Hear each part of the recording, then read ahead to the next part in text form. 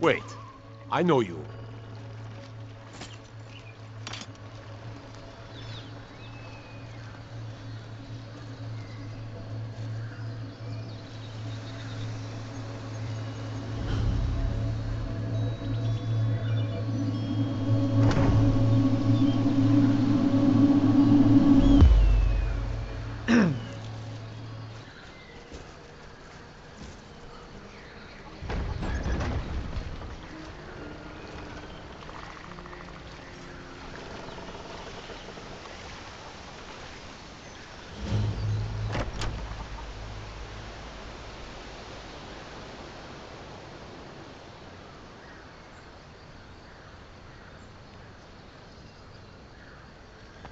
Well, one of us has to do something. I said no! No adventures, no theatrics, no thief chasing!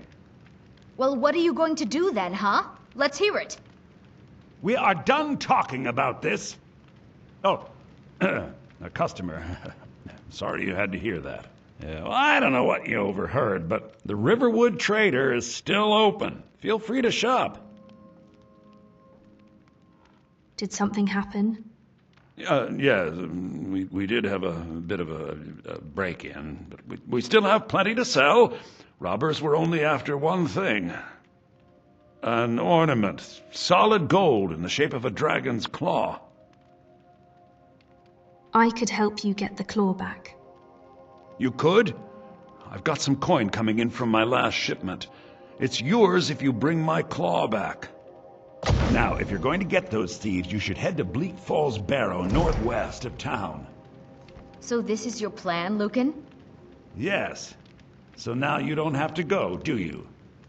Oh, really? Well, I think your new helper here needs a guide.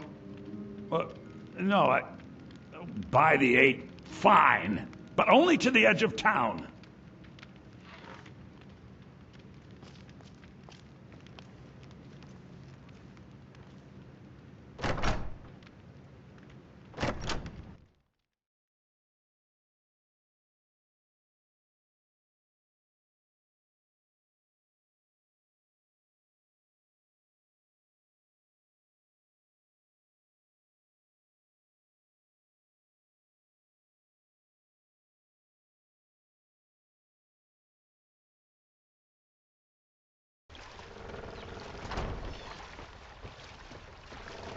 We have to go through town and across the bridge to get to Bleak Falls Barrow. You can see it from here, though. The mountain just over the buildings. Those thieves must be mad hiding out there. Those old crypts are filled with nothing but traps, trolls, and who knows what else. And you need to keep watching. Alright, but I'm getting a bit tired. A golden claw. There's a new one. Curious where he found it and how these thieves knew he had it.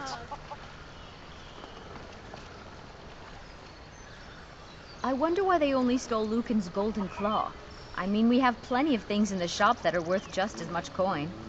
Lucan found the claw about a year after he opened the store. He never quite explained where he got it. He's a tricky one.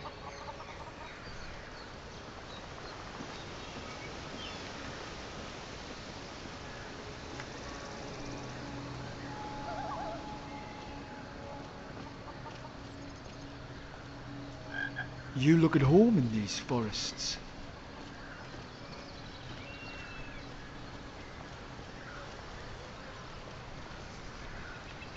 This is the bridge out of town. The path up the mountain to the northwest leads to Bleak Falls Barrow. I guess I should get back to my brother. He'll throw a fit if I take too long. Such a child. Mara bless you for agreeing to help us. How much farther do I have to walk? Well, it's a winding road up the mountain just ahead. You'll know you're in the right place once you spot the old watchtower. Once you get to the tower, head north. Bleak Falls Barrow should be just around the corner further up. Good luck. Lucan and I will be waiting for you back in the shop.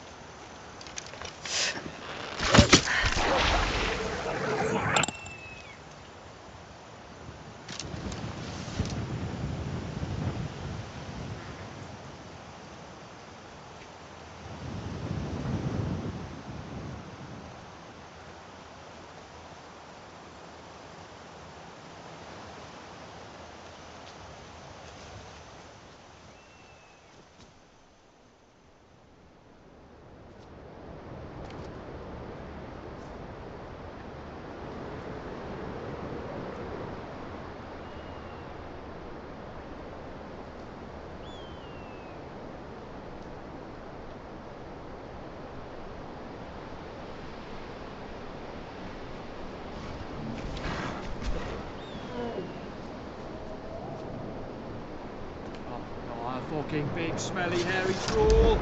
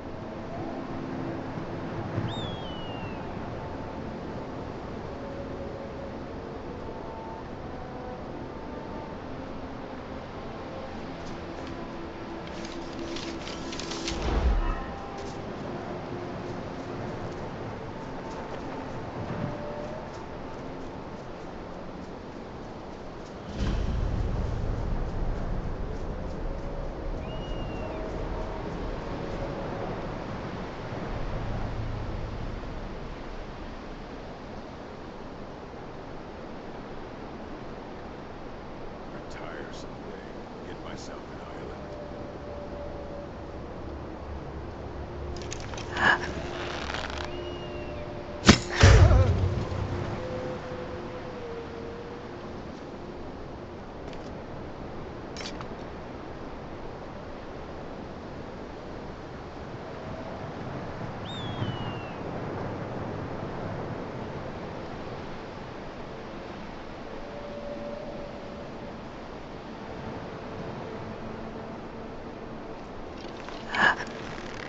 What was that?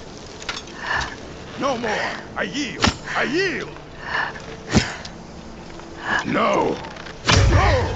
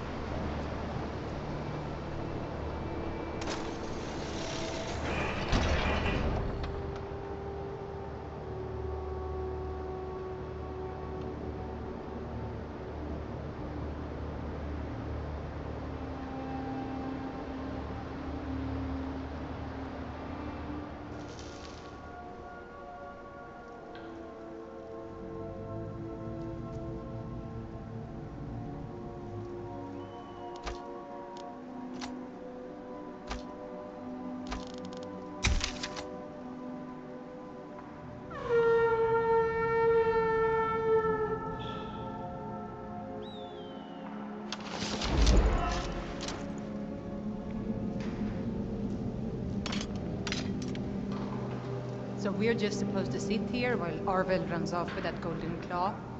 That dark elf wants to go on ahead, let him. Better than us risking our necks. What if Arvel doesn't come back? I want my share from that claw. Just shut it, and keep an eye out for trouble. Huh?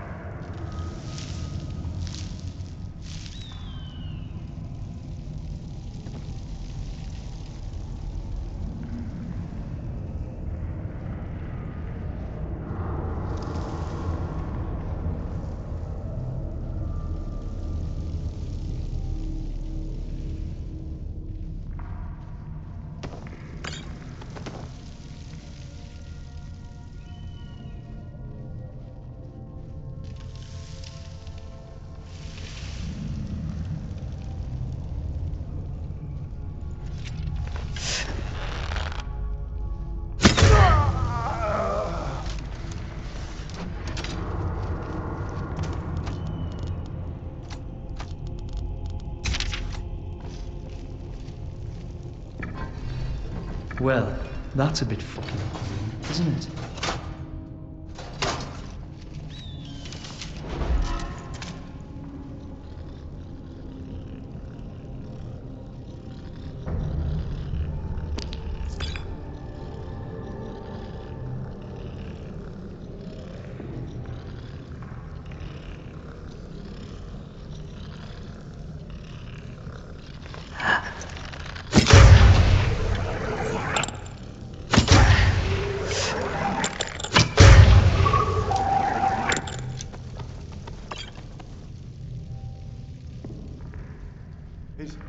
Is someone coming?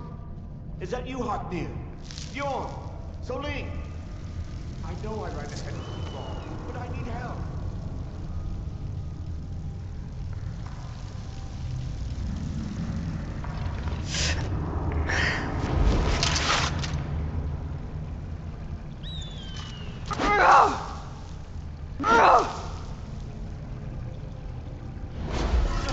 Not again! Help! Get it away from me! Get it away!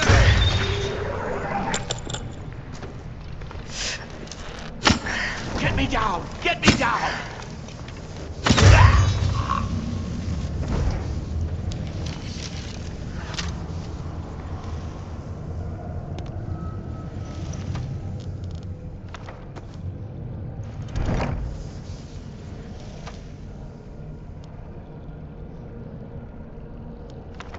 Arvel's Journal by Arvel the Swift, a journal describing how Arvel came into possession of the Golden Claw and a hint of its true purpose. My fingers are trembling. The Golden Claw is finally in my hands, and with it, the power of the ancient Nordic heroes. That fool Lucan Valerius had no idea that his favorite store decoration was actually the key to Bleak Falls Barrow. Now, I just need to get to the Hall of Stories and unlock the door. The legend says there is a test that the Nords put in place to keep the unworthy away, but that when you have the Golden Claw, the solution is in the palm of your hands.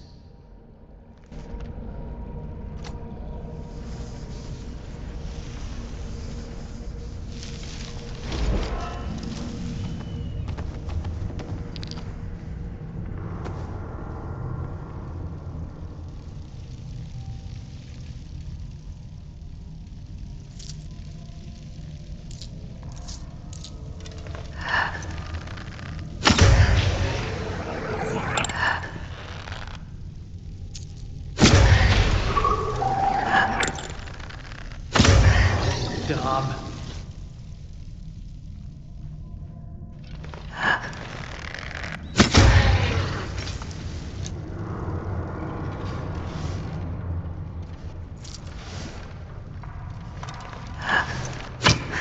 We should have seen this. Come on! This isn't over.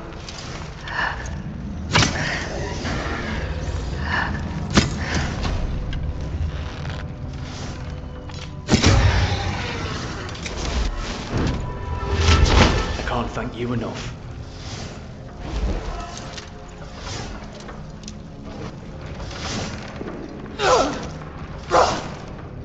All these dead bodies make for poor company.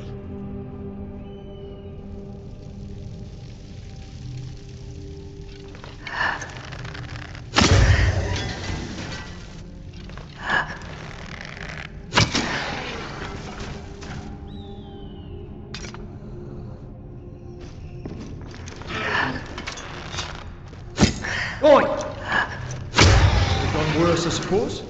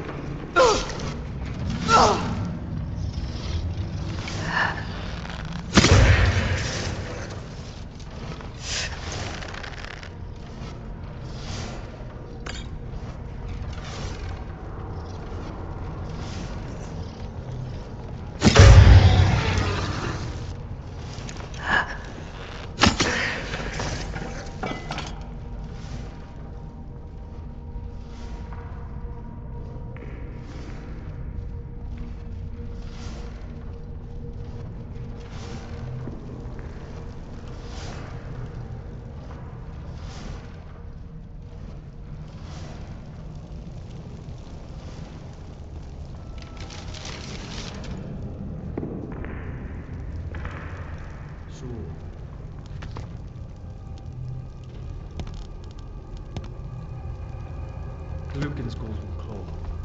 Creepy looking thing. What's with the odd markings on the palm, I wonder?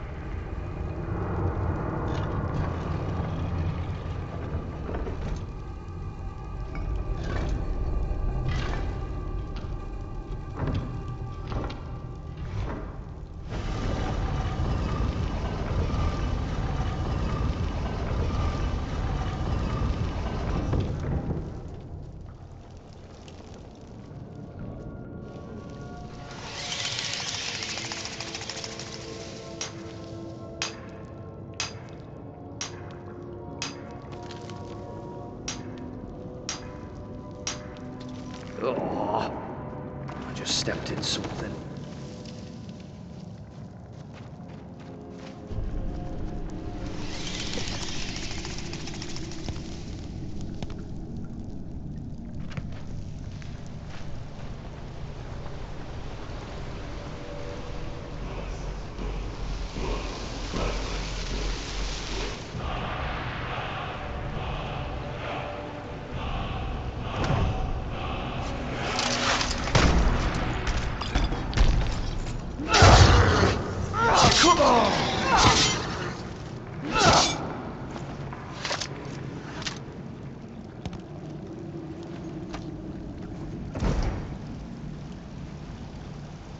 What can I do for you?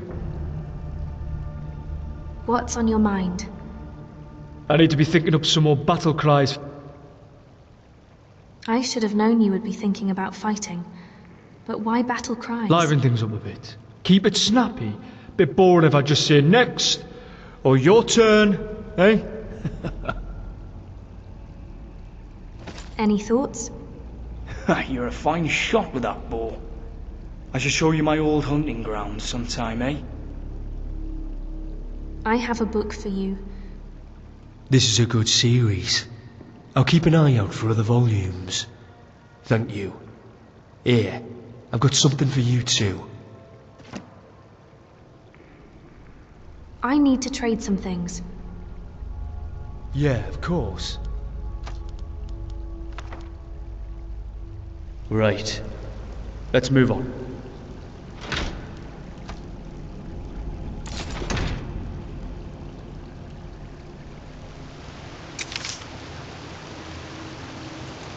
That must be the dragons. Let's just get it back to that cove, is it, eh?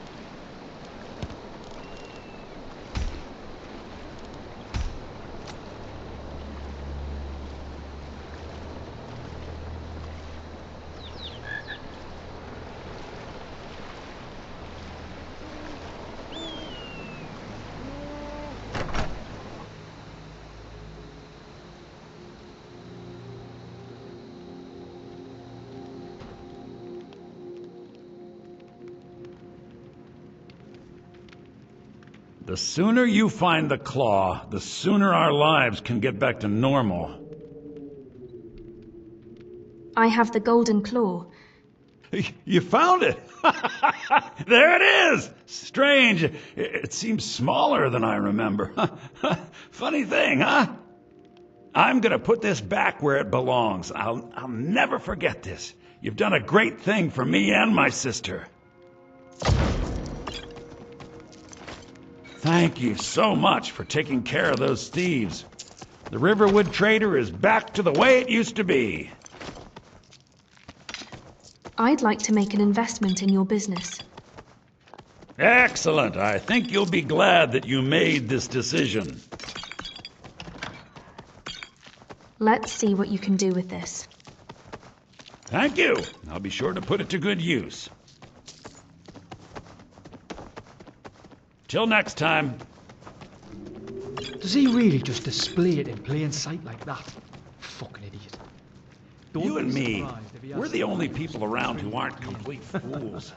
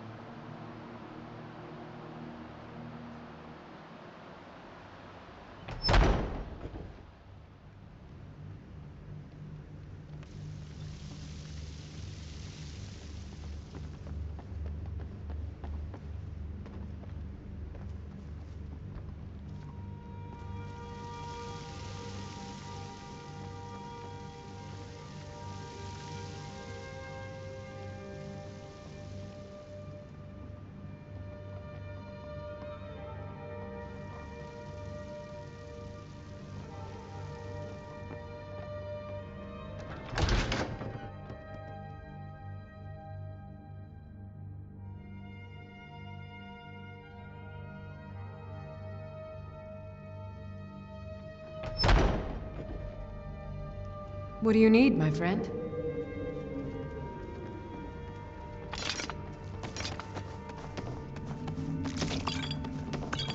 Always forget how much I miss being in your Basker, until I walk through the doors after being gone.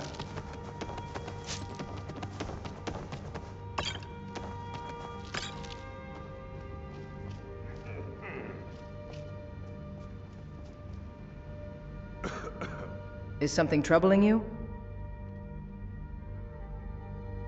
I'm looking for work. A citizen of Hafingar has asked for our help.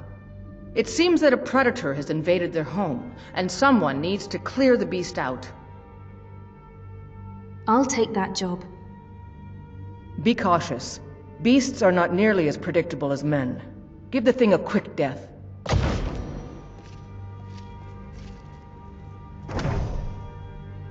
Oh, hey there. I killed a bear yesterday. Did you kill anything? Until next time. My heart is pleased to see you, Shield Sister.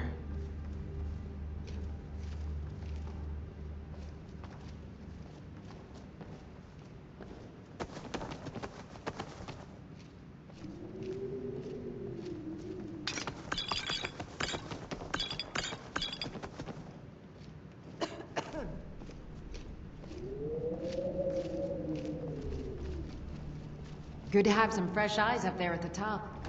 I follow your lead, Harbinger.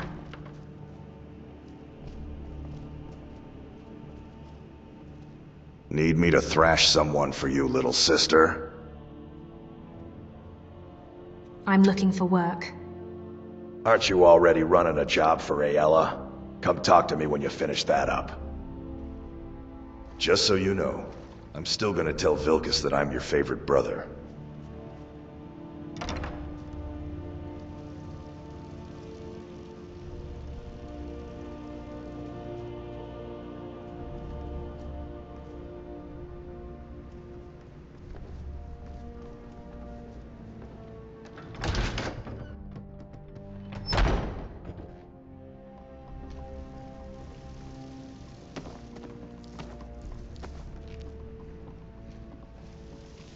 I am listening, sister.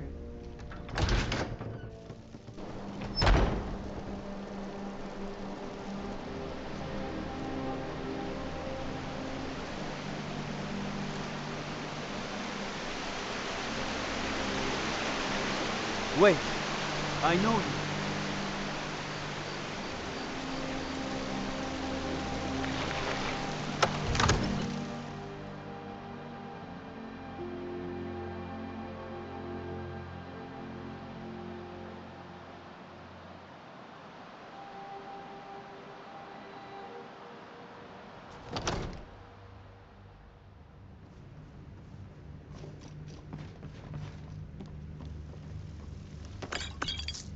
You see? The terminology is clearly First Era or even earlier. I'm convinced this is a copy of a much older text. Perhaps dating to just after the Dragon War. If so, I could use this to cross-reference the names with other later texts. Good. I'm glad you're making progress. My employers are anxious to have some tangible answers. Oh, have no fear. The Jarl himself has finally taken an interest, so I'm now able to devote most of my time to this research. Time is running, Farengar, don't forget. This isn't some theoretical question. Dragons have come back. Yes, don't worry. Although the chance to see a living dragon up close would be tremendously valuable. Now, let me show you something else I found. Very intriguing. I think your employers may be interested as well. You have a visitor. Ah, yes, the Jarl's protege. Back from Bleak Falls Barrow. You didn't die, it seems. Ah, the Dragonstone of Bleak Falls Barrow. Seems you are a cut above the usual brutes the Jarl sends my way. I got you the Dragonstone. What next? That is where your job ends and mine begins. The work of the mind, sadly undervalued in Skyrim. My associate here will be pleased to see your handiwork. She discovered its location by means she has so far declined to share with me. So your information was correct after all. And we have our friend here to thank for recovering it for us. You went into Bleak Falls Barrow and got that? Nice work. Just send me a copy when you've deciphered it. Farengar, you need to come at once. A dragon's been sighted nearby. You should come too. A dragon? How exciting. Where was it seen? What was it doing? I'd take this a bit more seriously if I were you. If a dragon decides to attack Whiterun, I don't know if we can stop it. Let's go. Well, I most certainly did not see that one fucking coming. So, Irileth tells me you came from the Western Watchtower? Yes, my lord. Tell him what you told me about the dragon. Oh, that's right. We saw it coming from the south. It was fast. Faster than anything I've ever seen. I know you. What did it do? Is it attacking the Watchtower? No, my lord. It was just circling overhead when I left. I never ran so fast in my life. I thought it would come after me, for sure. Good work, son. We'll take it from here. Head down to the barracks for some food and rest. You've earned it. Irileth, you'd better gather some guardsmen and get down there. I've already ordered my men to muster near the main gate. Good. Don't fail me. There's no time to stand on ceremony, my friend. I need your help again. I want you to go with Irileth and help her fight this dragon. You survived Helgen, so you have more experience with dragons than anyone else here. But I haven't forgotten the service you did for me in retrieving the Dragonstone for Farengar. As a token of my esteem, I have instructed Avenici that you are now permitted to purchase property in the city. And please, Accept this gift from my personal armory. I should come along. I would very much like to see this dragon. No. I can't afford to risk both of you. I need you here working on ways to defend the city against these dragons. As you command. One last thing, Irileth. This isn't a death or glory mission. I need to know what we're dealing with. Don't worry, my lord. I'm the very soul of caution. Let's bring that beast down.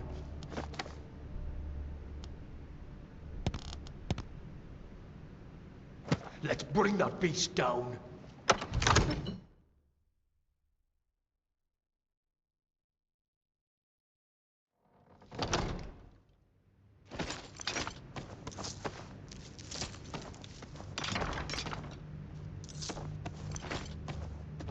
I serve Jarl Balgruuf as steward.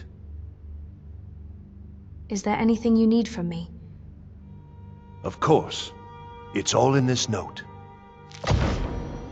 The Jarl is, as you can imagine, very busy. Perhaps I can assist you. I have a sword for you from your daughter. From Adrian? Ah, this must be that weapon for the Jarl. Poor girl. So eager to prove herself. I'll present it to Balgruuf when his mood is agreeable. Thank you. Please, take these few coins for services rendered.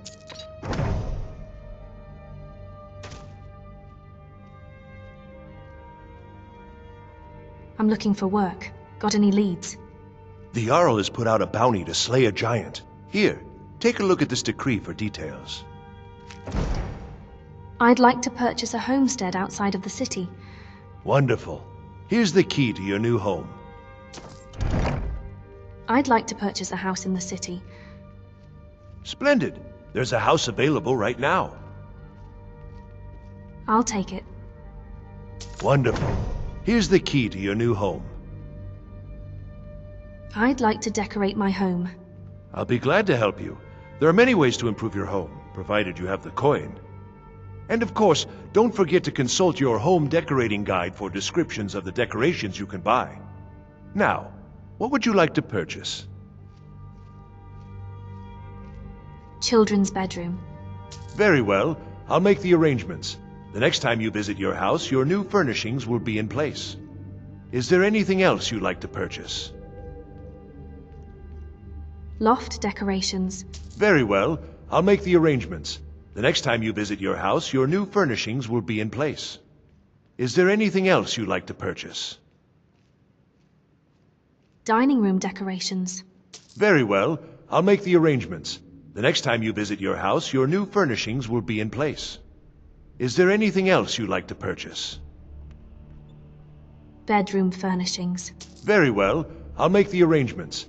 The next time you visit your house, your new furnishings will be in place. Is there anything else you'd like to purchase? Living room furnishings. Very well. I'll make the arrangements. The next time you visit your house, your new furnishings will be in place. Is there anything else you'd like to purchase? Kitchen furnishings. Very well. I'll make the arrangements. The next time you visit your house, your new furnishings will be in place. Is there anything else you'd like to purchase? Never mind. I don't want to purchase decorations right now. As you wish. Speak to me again if you decide to purchase some decorations for your home. Why is the keep called Dragon's Reach? That is an old tale, but well known to those of us who serve in the keep.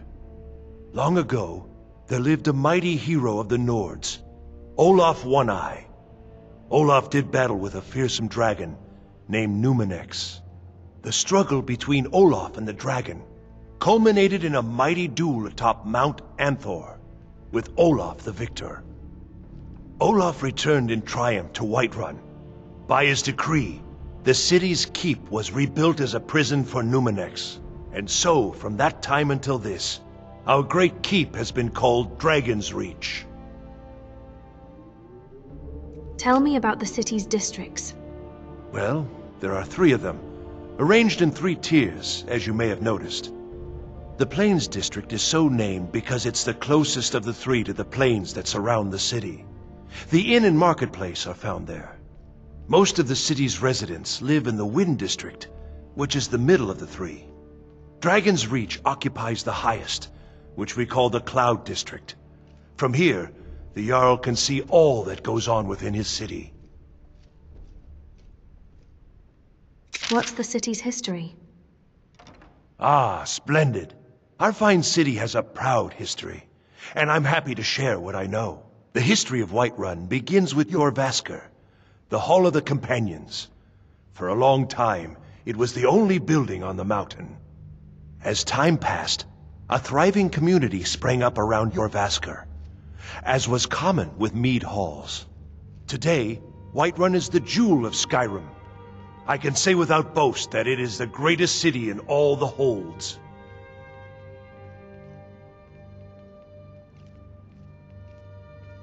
Enjoy your visit to Dragon's Reach.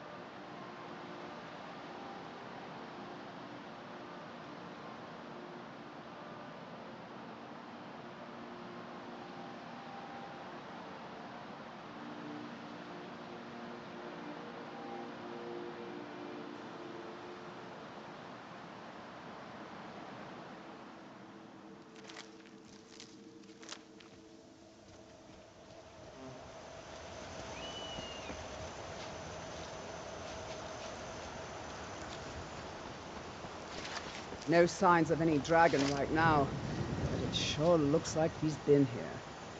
I know it looks bad.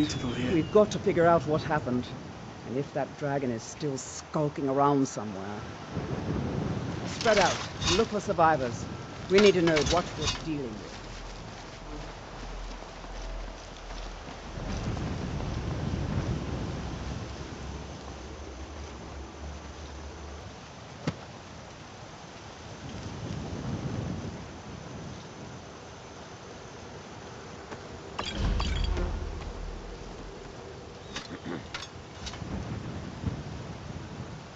No, get back.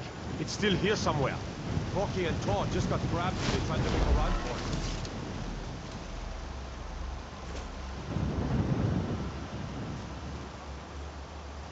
Here he comes! Find cover and make every arrow count!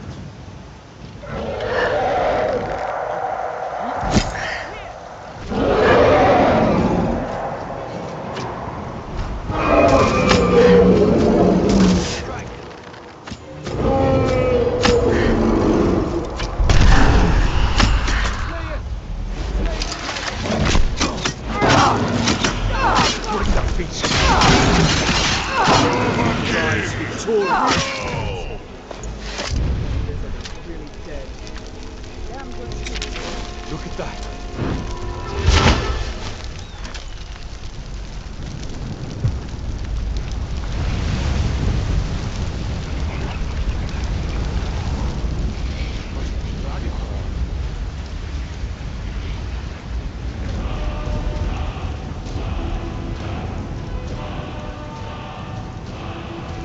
That was one monstrosity of a dragon. I can't believe it.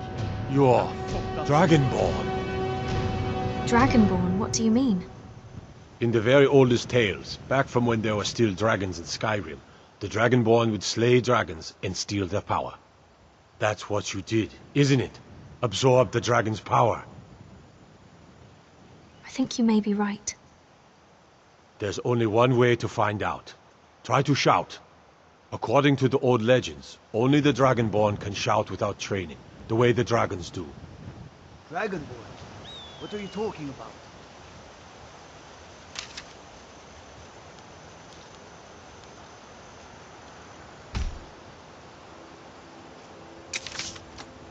That's right. The power of old. Used to tell The stories voice of the about the Dragonborn.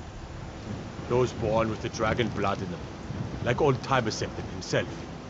I've never heard of Tiber Septim killing any dragons.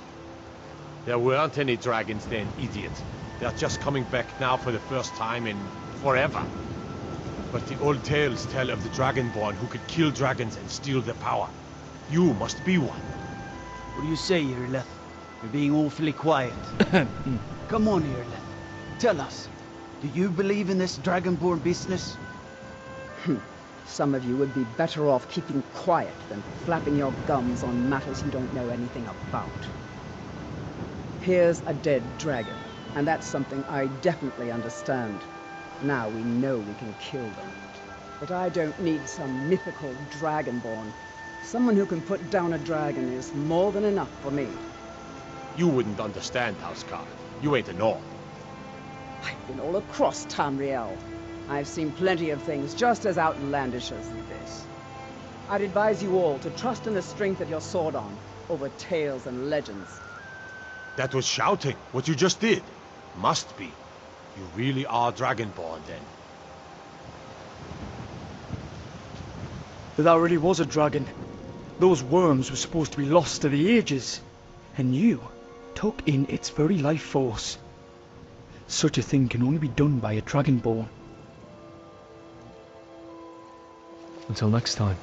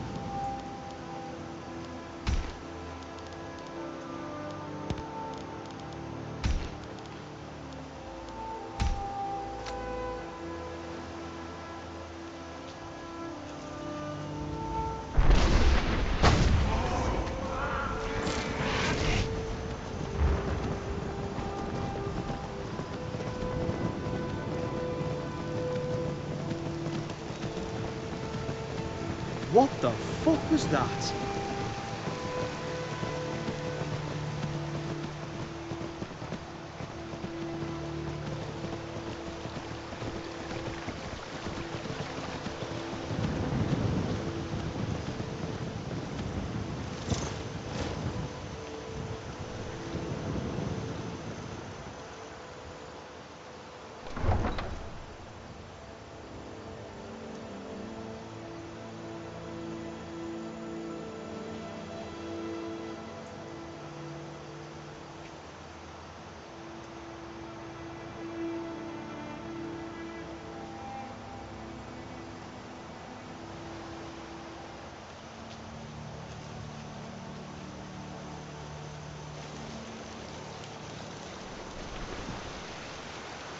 Look, you've already been told you're not allowed here.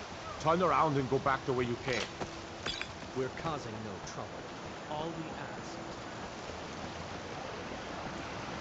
Shiny trinkets for your good ladies.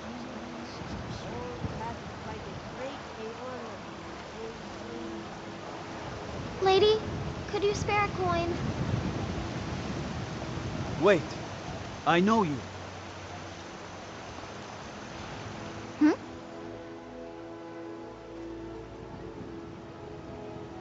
Oh, thank you, Divines. Bless your kind heart. Why are you begging?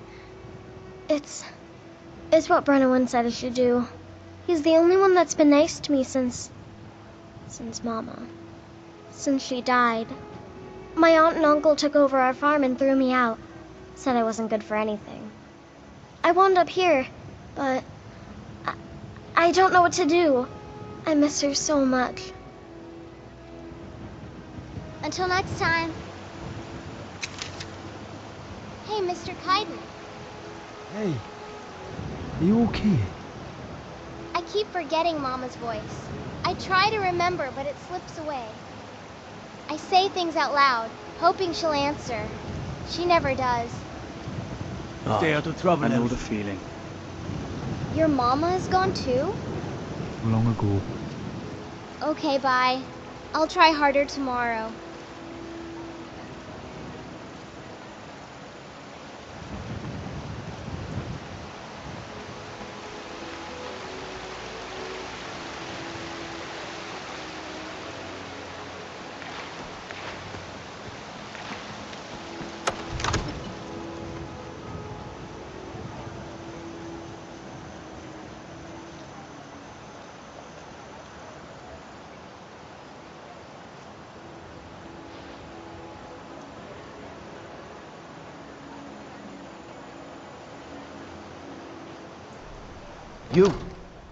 You're the harbinger of the companions.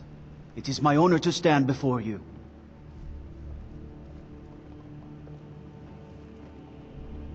Good. You're finally here.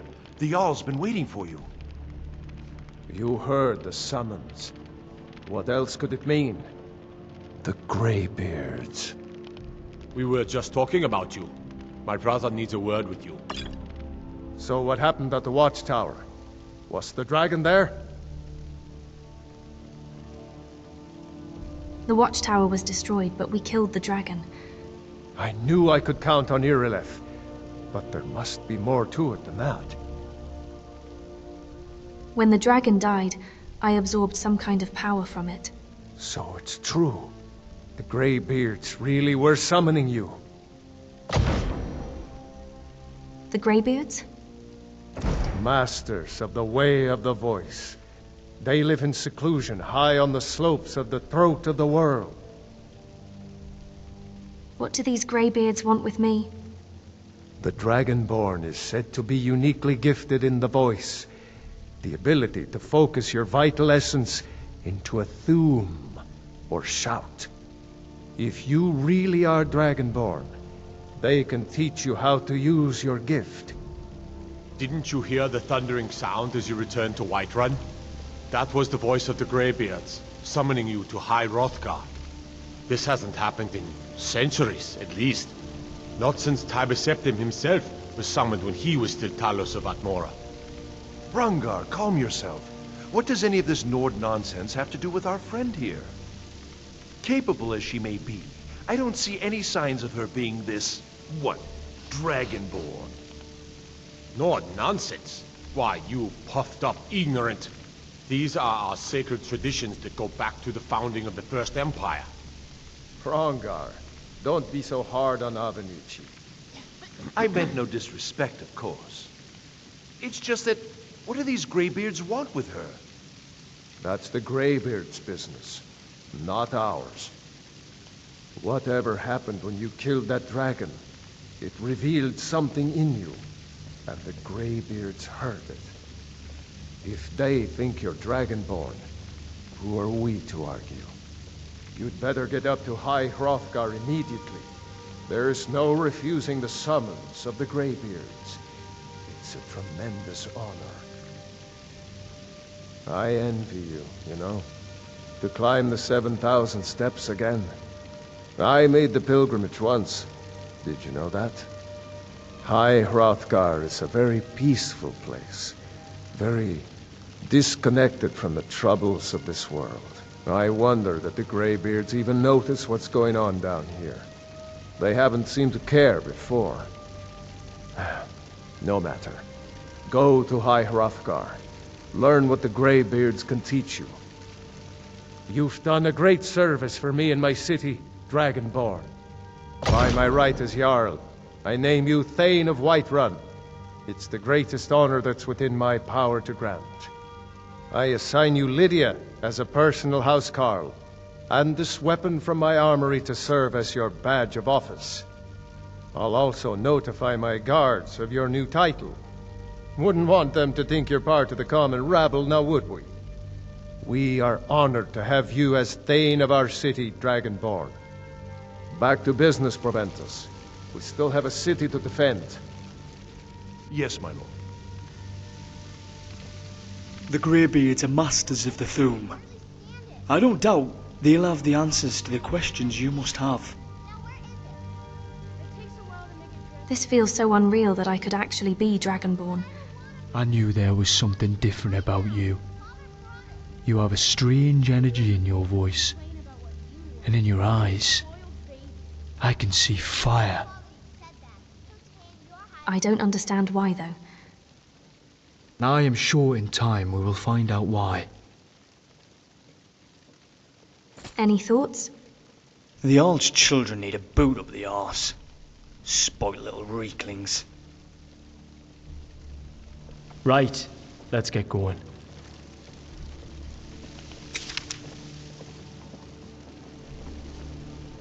The Jarl has appointed me to be your housecarl. It's an honor to serve you. I'm a Thane? What does that mean? The Jarl has recognized you as a person of great importance in the Hold. A hero.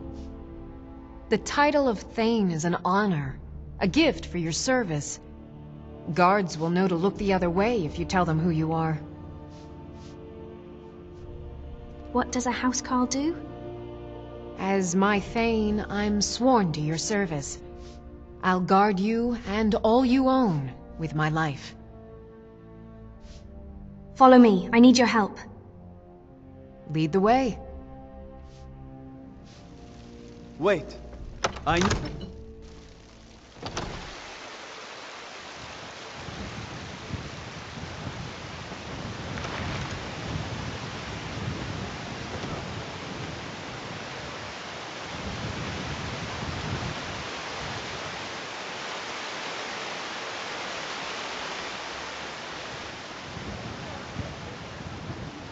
I hope you're finding the city in proper order, Thane. Thane of Whiterun. You certainly are moving up in the world. These fruits and vegetables. What are you looking at? I'm not afraid of you, you know, even if you are my elder.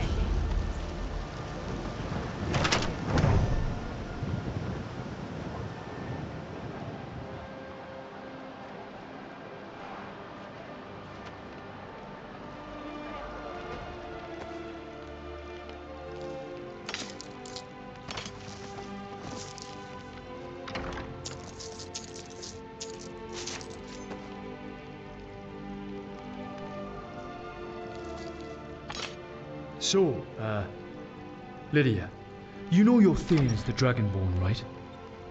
Are you sure you're up for the job? This little one gets into quite a lot of trouble. I am sworn to carry her burdens. Yeah. You're very fond of saying that. If this is what your Bargrove offers for protection, then I ought to have a word or two with him. I will protect you with my life. That's not what I meant, Lydia, but, thanks.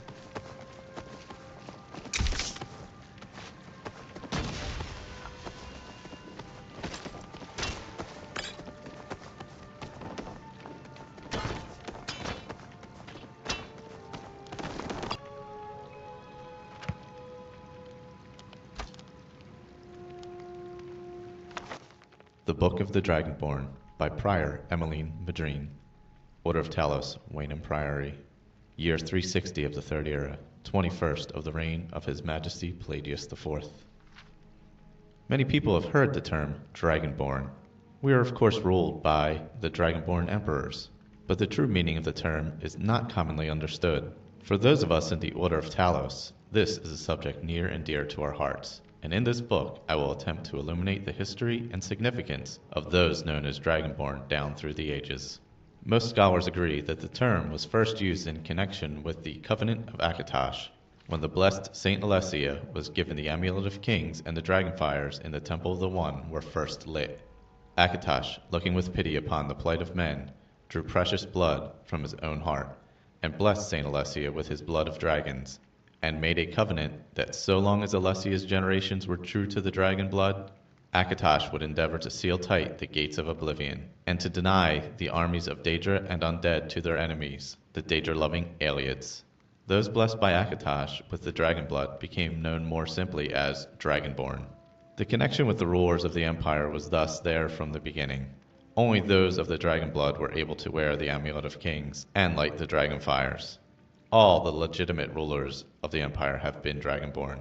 The emperors and empresses of the First Cyrodiilic Empire founded by Alessia, Riemann Cyrodiil and his heirs, and of course Tiber Septim and his heirs, down to the current emperor, His Majesty Pelagius Septim IV.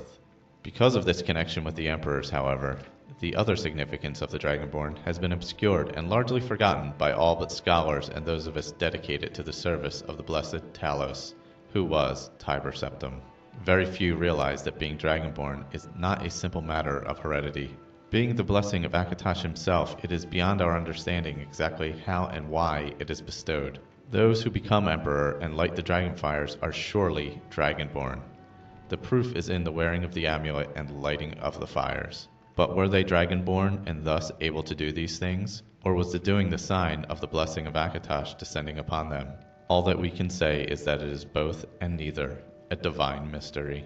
The line of Septims have all been Dragonborn, of course, which is one reason the simplistic notion of it being hereditary has become so commonplace. But we know for certain that early Cyrodiilic rulers were not all related.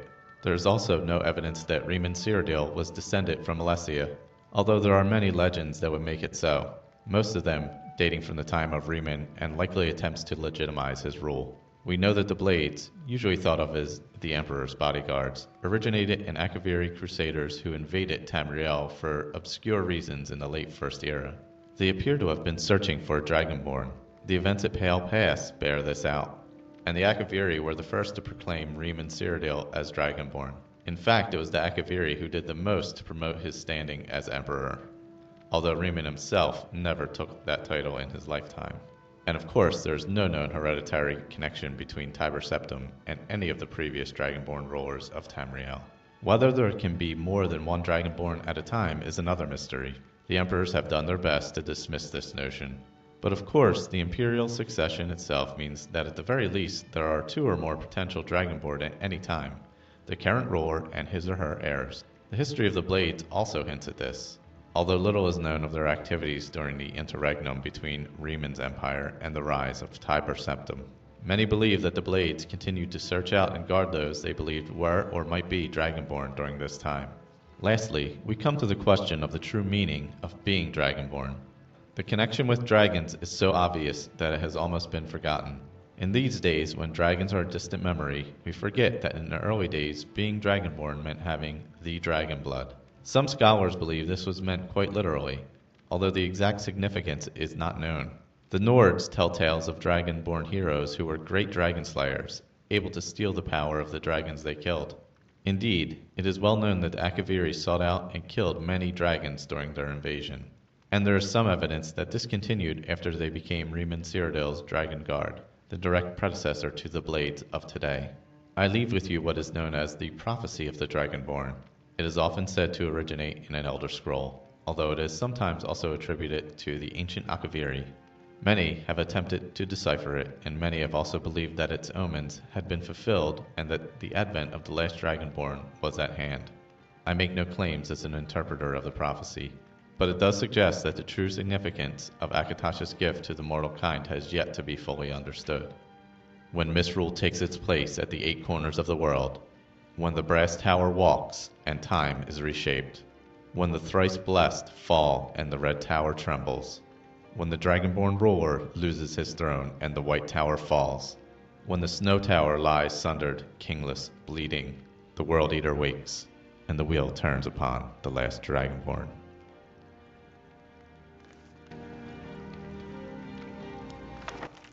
A Gentleman's Guide to Whiterun by Mikhail the Bard. Welcome, good sir, to this indispensable guide.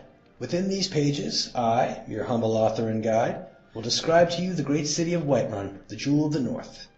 Whiterun offers numerous diversions for the man in search of adventure, fortune, and companionship, whether for a night or for a lifetime. The city is graced with not 1 but 2 worthy taverns, and there are maids and wenches aplenty. The city is located rather centrally in Skyrim, and this is well, for it is not far from anywhere. Perched high upon a rocky hill, Whiterun dominates the grassy plains that surround it. High wooden walls protect its denizens from the wolves, mammoths, bandits, and other dangers that lurk beyond. When you first enter through the city's main gate, you will find yourself in the Plains District. This is so named because it is the lowest of the city's 3 neighborhoods. Ah, but here can be found the Bannered Mare, which I count among the finest taverns in all of Skyrim. The scenery within is quite compelling, if you have an eye for the fairer sex, of course. A stout lass named Hulda tends the bar, but don't let that stony Nord exterior fool you. She is possessed of that same fiery passion that all Nord women try so hard to conceal. Sadia the barmaid is an exotic Redguard beauty. She is quite mysterious, and your humble author is determined to learn her secrets. Now outside the Bannered Mare is a modest marketplace, and here is where I found true love. Though I would never deter a fellow hunting hound from the chase, for indeed, why should I author these tomes if not to provide guidance in this very matter? I must ask you to do me this one kindness. Her name is Carlotta Valencia, and she is a magnificent beauty who makes a modest living selling bread and produce in the daylight hours. By the gods, I will make that feisty beauty mine some day.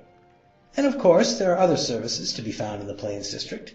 Belethor's General Goods offers various and sundry wares for the adventurous traveler, and Arcadia's Cauldron offers what tonics and herbs one would expect from an apothecary's shop. Arcadia herself is an amiable sort. I often visit with her to make conversation, as she is a fellow Imperial far from home. She is, however, a bit old for my taste, although a gentleman of advanced years might find in her a worthy companion. Should you need your blade sharpened or your armor hammered, War Maidens offer smithing services very near the main gate.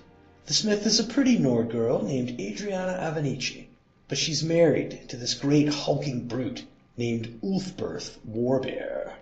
Adriana is quite fair, but I should not want to find myself being introduced to the keen edge of that husband's war axe. If married ladies are your preferred sport, then have at it, but don't say that you weren't warned.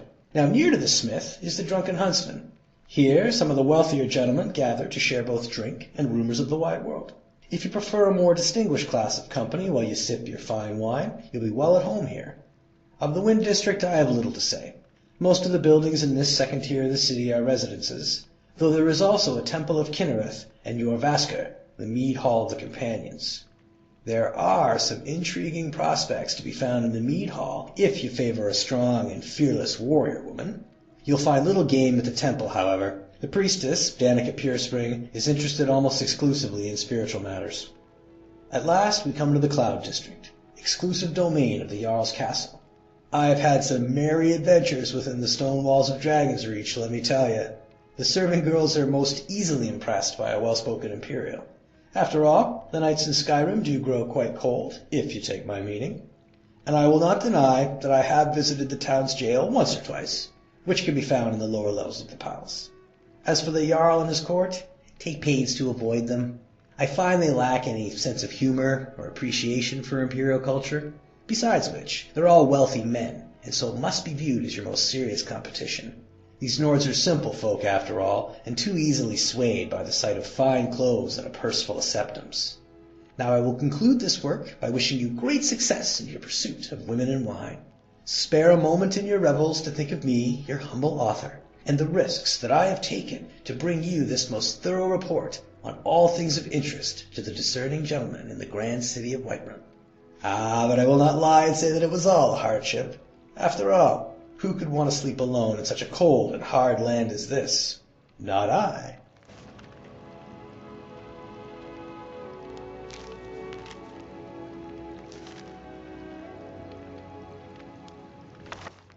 Interviews with Tapestrists, Volume 18, Cherim's Heart of Enequina, by Levilas Paris, Professor at the Imperial University. Interview with Cherim, a master tapestry weaver. Contemporary with Macamad Lusine, interviewed in Volume 17 of this series, is the Khajiiti Cherim, whose tapestries have been hailed as masterpieces all over the Empire for nigh on 30 years now. His 4 factories, located throughout elsewhere, make reproductions of his work, but his original tapestries command stellar prices. The Emperor himself owns 10 Cherim tapestries, and his representatives are currently negotiating the sale of 5 more. The muted use of color, contrasted with the luminous skin tones of Cherim's subjects, is a marked contrast with the old style of tapestry. The subjects of his work in recent years have been fabulous tales of the ancient past, the gods meeting to discuss the formation of the world, the Chimera following the prophet Veloth into Morrowind. the Wood Elves battling Morehouse and his legions at the White Gold Tower. His earliest designs dealt with more contemporary subjects. I had the opportunity to discuss with him one of his first masterpieces, The Heart of Enequina, at his villa in Orcrest. The Heart of Enequina presents an historic battle of the 5-year war between Elsewhere and Valenwood, which raged from 3rd Era 394, or 3rd Era 395, depending on what one considers to be the beginning of the war, until 3rd Era 399. In most fair accounts, the war lasted 4 years and 9 months, but artistic license from the great epic poets added an additional 3 months to the ordeal. The actual details of the battle itself, as interpreted by Cherim, are explicit. The faces of 120 Wood Elf archers can be differentiated one from the other, each registering fear at the approach of the Khajiit army. Their hauberks catch the dim light of the sun. The menacing shadows of the Elsewhere battle cats loom on the hills, every muscle strained, ready to pounce in command. It is not surprising that he got all the details right, because Cherim was in the midst of all of it, as a Khajiit foot soldier. Every minute part of the Khajiit traditional armor can be seen in the soldiers in the foreground. The embroidered edging and stripe patterns on the tunics, each lacquered plate on loose-fitting leather in the Elsewhere style, the helmets of cloth and fluted silver. "Cherim does not understand the point of plate mail," said Cherim. "It is hot, for one, like being both burned and buried alive. Cherim wore it at the insistence of our Nord advisors during the Battle of Zelenin, and Cherim couldn't even turn to see what my fellow Khajiit were doing. Cherim did some sketches for a tapestry of the Battle of Zelenin, but Cherim finds that to make it realistic, the figures came out very mechanical, like iron golems or Dwemer centurions. Knowing our Khajiit commanders, Cherim would not be surprised if giving up the heavy plate was more aesthetic than practical." Elsewhere lost the Battle of Zelenin, didn't she? "Yes, but Elsewhere won the war, starting at the next battle, the Heart of Enequina," said Cherim with a smile. "The tide turned as soon as we Khajiit sent our Nordic advisors back to Solitude. We had to get rid of all the heavy armor they brought to us, and find enough traditional armor our troops felt comfortable wearing. Obviously, the principal advantage of the traditional armor was that we could move easily in it, as you can see from the natural stances of the soldiers in the tapestry. Now, if you look at this poor perforated Cathay rat, who just keeps battling on in the bottom background, you see the other advantage. It seems strange to say, but one of the best features of traditional armor is that an arrow will either deflect completely or pass all the way through. An arrowhead is like a hook, made to stick where it strikes if it doesn't pass through. A soldier in traditional armor will find himself with a hole in his body and the bolt on the other side. Our healers can fix such a wound easily if it isn't fatal, but if the arrow still remains in the armor, as it does with heavier armor, the wound will be reopened every time the fellow moves. Unless the Khajiit strips off the armor and pulls out the arrow, which is what we had to do at the Battle of Zelenin.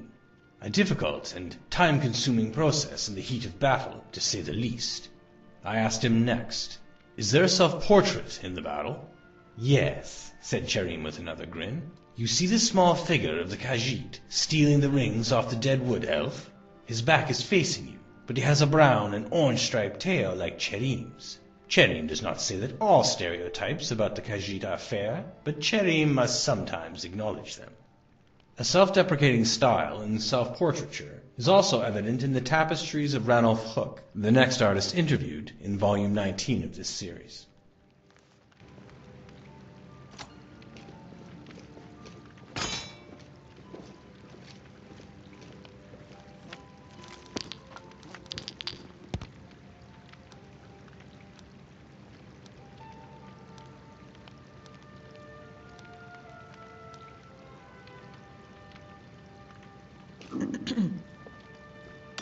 I like it I'm glad we're here. friends. I have something for you. Here.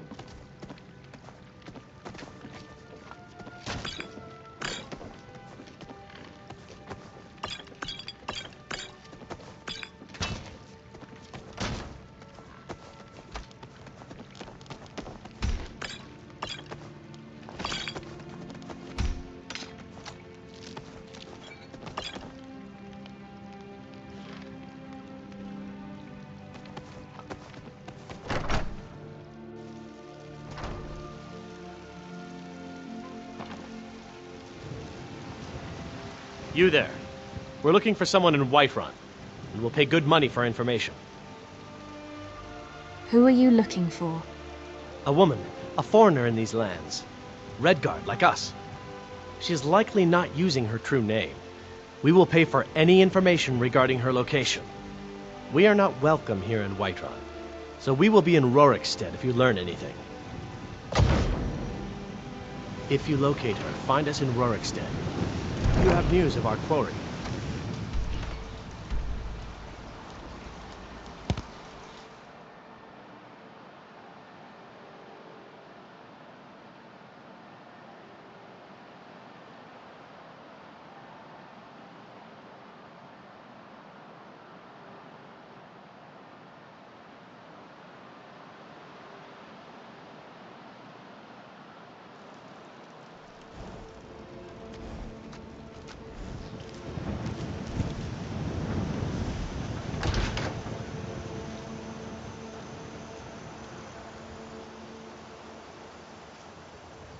You lost? Welcome. I'm the owner and proprietor of Honningbrew Meadery. What have you got for sale? Take a look.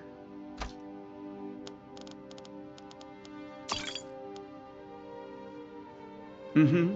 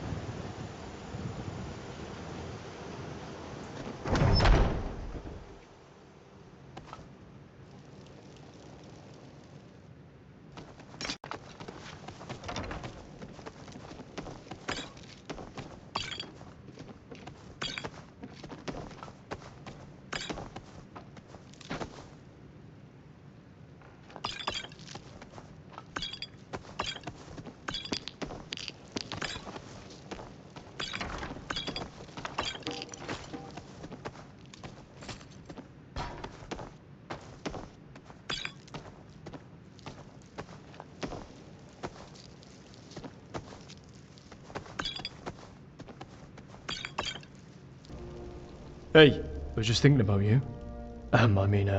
Was wondering if you needed anything. Kaidan, I was hoping we could talk for a moment about something serious. Of course. There's something the matter, Dragonborn.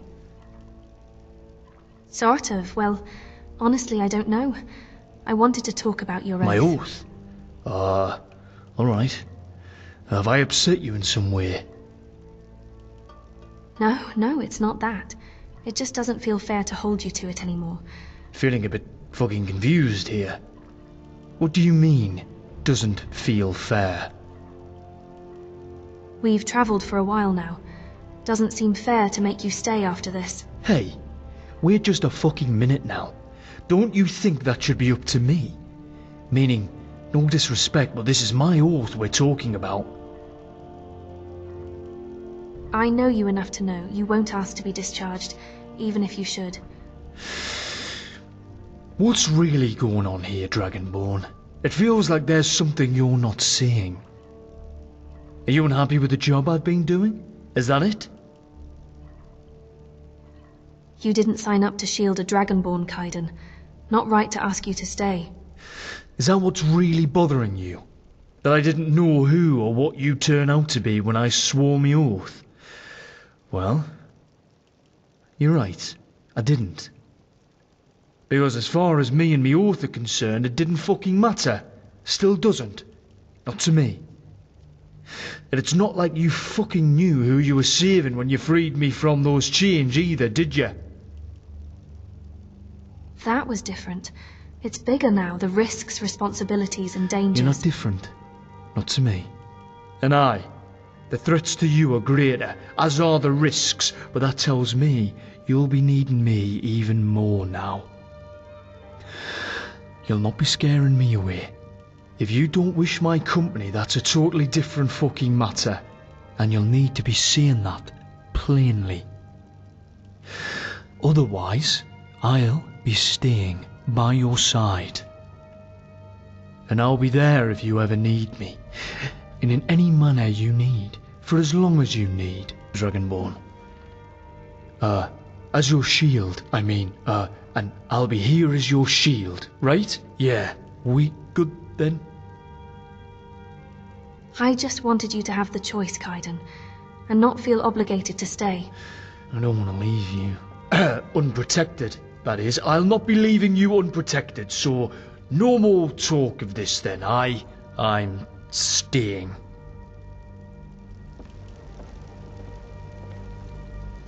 Is there something I can do for you?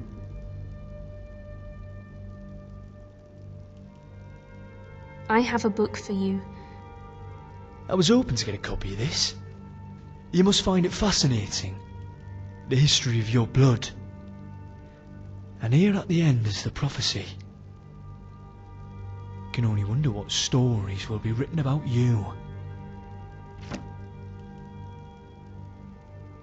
I have a book for you, Children of the Sky. Whoa. Been a long time since I read this. I actually had a copy when I was a lad. First book I ever owned.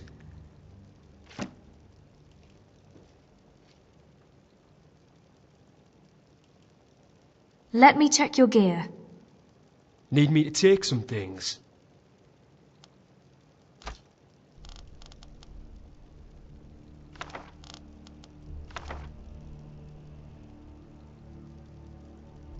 Let's rest here. Aye. I think we've earned it. How can I be of service? Tell me about yourself. You know, I'm curious about you. What would you like to know about me? Do you have a patron god? Akatosh. Ah, of course. I should have known. Your very blood is touched by the dragon god. Who do you worship? I can't say I'm devout. I've decided my world is the here and now.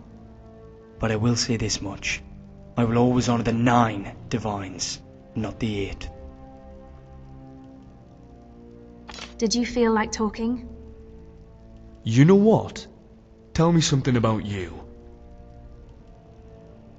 What would you like to know about me? What does it feel like absorbing a dragon's soul?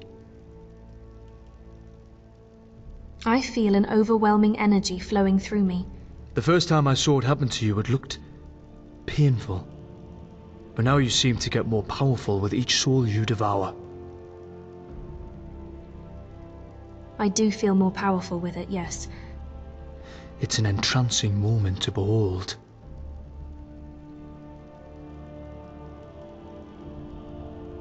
Would you read from this book to me? Would it really make you happy? All right. Right, here it goes. Nords consider themselves to be the children of the sky. They call Skyrim the throat of the world, because it is where the sky exhaled the north winds on the land and formed them. They see themselves as eternal outsiders and invaders, and even when they conquer and rule another people, they feel no kinship with them. This, especially with the Churma and Dwerma in the days of the Dwermeth and the first forming of the great houses. The breath and the voice are the vital essence of a Nord. When they defeat a great enemy, they take their tongues as trophies. These are woven into ropes and can hold speech like an enchantment. The power of a Nord can be articulated into a dragon shout, like the Kiai of an Akaviri swordsman. The strongest of their warriors are called tongues. When the Nords attack a city, they take no siege engines or cavalry. The tongues form in a wedge in the front of the gatehouse and draw in a breath. When the leader lets it out in a Kiai, the doors are blown in, and then the axemen rush into the city. Shouts can be used to sharpen blades or to strike enemies. A common effect is the shout that knocks an enemy back, or the power of command. A strong Nord can instill bravery in men with his battle cry, or stop a charging warrior with a roar. The greatest of Nords can call to specific people over hundreds of miles and can move by casting a shout, appearing where it lands. The most powerful Nords cannot speak without causing destruction. They must go gagged and communicate through a sign language and through scribing runes. The further north you go into Skyrim, the more powerful and elemental the people become, and the less they require dwellings and shelters. Wind is fundamental to Skyrim, and the Nords, those that live in the far waste, always carry a wind with them.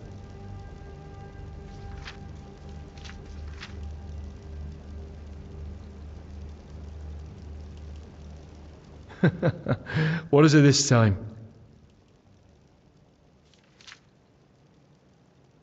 Come on, let's get going. Aye, let's hit the road.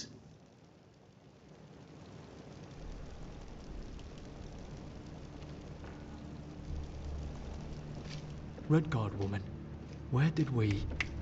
Wait. The banded mare. I saw a Redguard woman there. Do you think it could be her?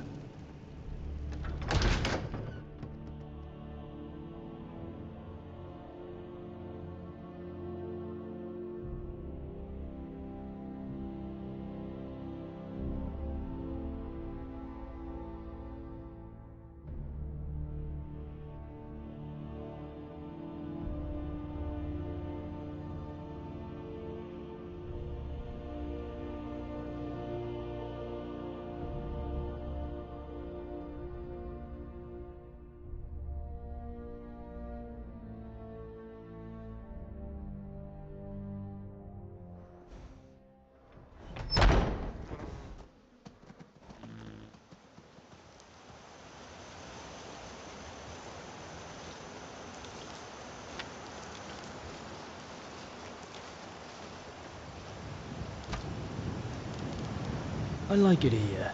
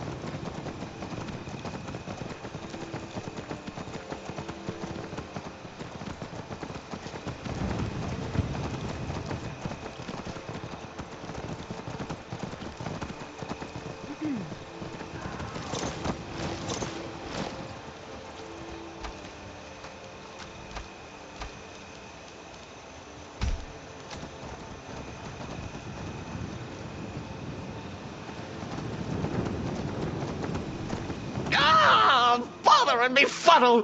Stuck here! Stuck! My poor mother. Unmoving, at rest, but too still. Problem? Oh, poor Cicero is stuck. Can't you see? I was transporting my dear, sweet mother. Well, not her corpse. She's quite dead. I'm taking Mother to a new home, a new crypt, but... Wagon wheel! Damnedest wagon wheel! It broke. Don't you see? Is there some way I can help? Oh, yes! Yes, the kindly stranger can certainly help. Go to the farm, the Lorius farm, just over there off the road. Talk to Lorius. He has tools. He can help me, but he won't. He refuses. Convince Lorius to fix my wheel. Do that, and poor Cicero will reward you with coin. Gleamy, shiny coin. A jester with his dead mother in a box. I wonder what circus he escaped from. I have a feeling this is not the last time we'll see this guy.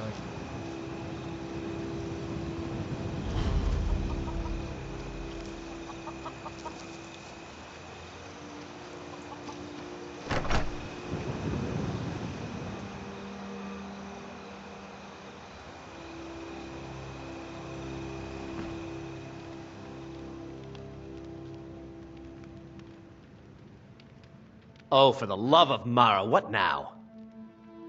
The, little man really needs your help with his wagon? That Cicero feller? Huh, tell me something I don't know. Crazy fool's already asked me about 5 times. Seems he's not satisfied with my answer. Why can't he just leave us alone? So, what's the problem? I'm sure he'll pay you. Pay me? You think this is about money? Have you seen the man? He's completely out of his head. A jester here in Skyrim? Ain't been a merry man in these parts for 100 years. And he's transporting some giant box. Says it's a coffin, and he's going to bury his mother. Mother, my eye. He could have anything in there. War contraband, weapons, skooma. Ain't no way I'm getting involved in any of that. He's a stranger who needs assistance. Please, do the right thing. What? And just who in Mara's name are you, anyway? Come here, telling me my business. And for what? To help a fool? You know you should help him. Look, Yes, you're right. Feller might be nutters, might not. But fact is, he needs help. I turn him away. What kind of a man am I, huh? Look, thanks. And I'm sorry for my unneighborly reaction. If you talk to Cicero, you be sure to tell him I'll be down to help soon.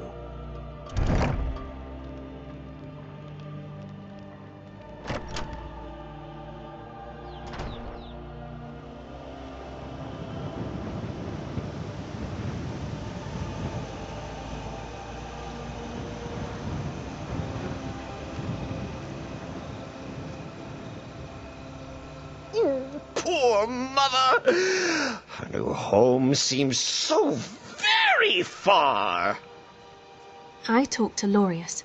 He's agreed to fix your wagon wheel. You did? He has? Oh, stranger! You have made Cicero so happy, so jubilant and ecstatic, but more, even more, my mother thanks you. Here for your troubles, shiny, clinky gold. A few coins for your kind deed, and thank you again.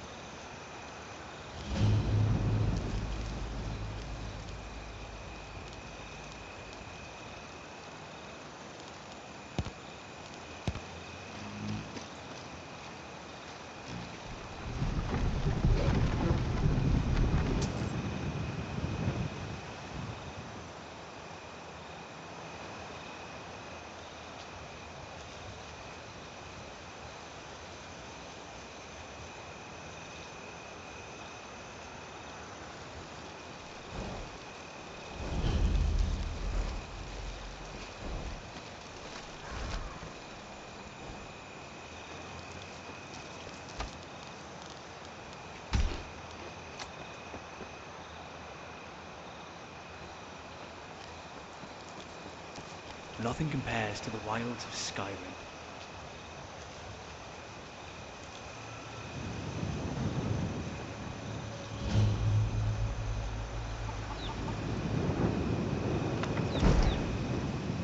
Yeah? Can I buy your goat? Of course. For that price? Sure.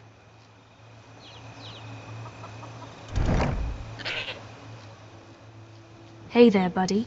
Want to come with me?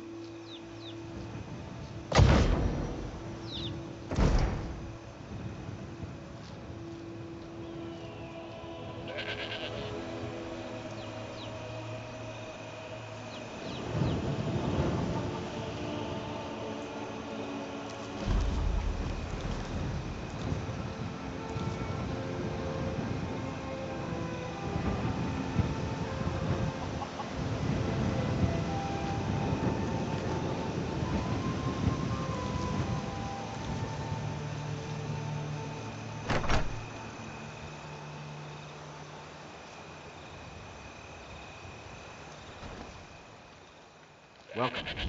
Let me know if you want anything. Think I got a clean mug around here somewhere.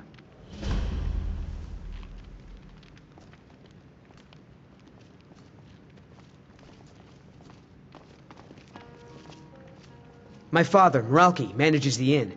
He used to be a soldier, but he left that life behind. Wait, is that Kaidan? By the divines, I haven't seen you in... what is it? More than 10 winters now. I think the last time I saw you, we locked Lemkel in the privy, then shook it and screamed giant so he ran out with his pants down. Aye, those were the days. Got a switch taken to my backside so hard I couldn't sit for a week. I was sad to see you leave after that with... Brynjar, was it? Where is he? Is he with you?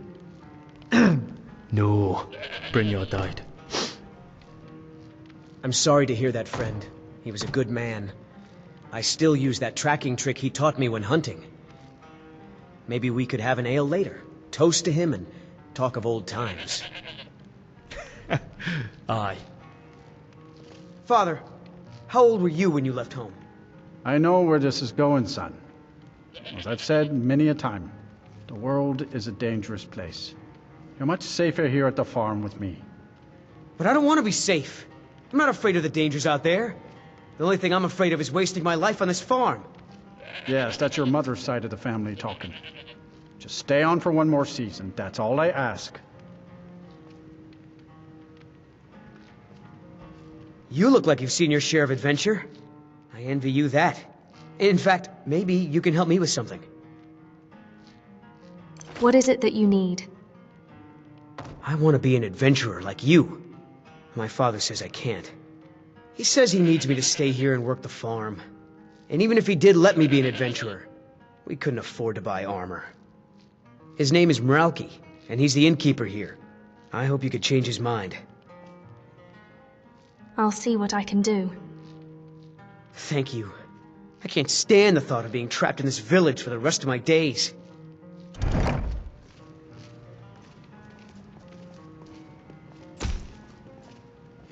If you need a meal or room, I've got both. I'd like to talk to you about your son. My son? Eric? What about him? Did something happen? Is he all right? You should let your son choose the life he wants. But the world is a dangerous place. Eric has no idea what he's getting himself into. What's more, he's got no armor.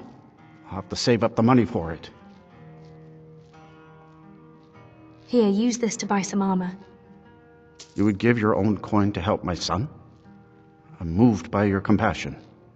Your kind deed will not go unrewarded, my friend. Tell Eric I've changed my mind and will visit Whiterun soon to fit him for armor. Did you have any luck talking to my father?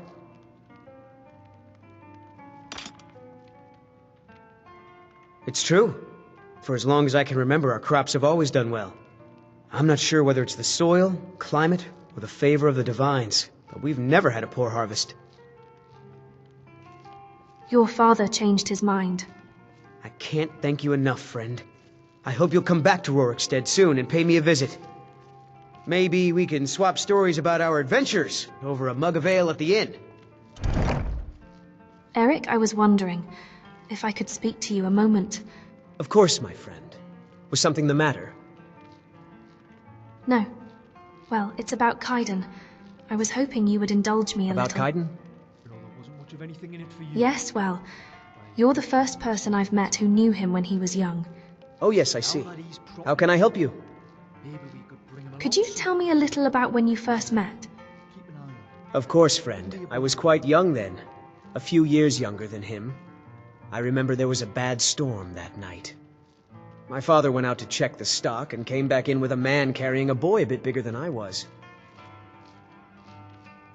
Carrying him? Yes, he was quite ill, you see. My father put them up in a room and sent me to go get some herbs from Ennis. I remember being really scared of the storm. However, my father had told me I had to hurry or the boy might not make it. Wait, what? Kaidan almost... Yes, friend. It was a close call for a while there. The man with him, Brynjar, actually made the journey to Whiterun to purchase some tonics from the shop there. He left that night in the worst of the storm. I had no idea. So Kaidan stayed with you here? I'm surprised Brynjar I remember left hearing him talk to my father. He scared me a little. Scared you how? At the time, he was just very worried about leaving. Made my father promise to keep guard until he came back. It's like he thought the storm and the illness were not the biggest dangers. He made it back though, and Kaidan recovered, clearly. Yes, friend. He returned in less than half the time the journey would normally take. And Kaidan recovered within a week, thanks to the medicines Brynjar was able to bring back. He was confined to bed for a while, though, so I spent a lot of time with him talking and playing games. They left as soon as he was able to travel. After that, they made a point of stopping here randomly over the years. Thank you for sharing this with me, Eric. I really appreciate it. Anytime, my friend. I'd be happy to share with you. You just need ask.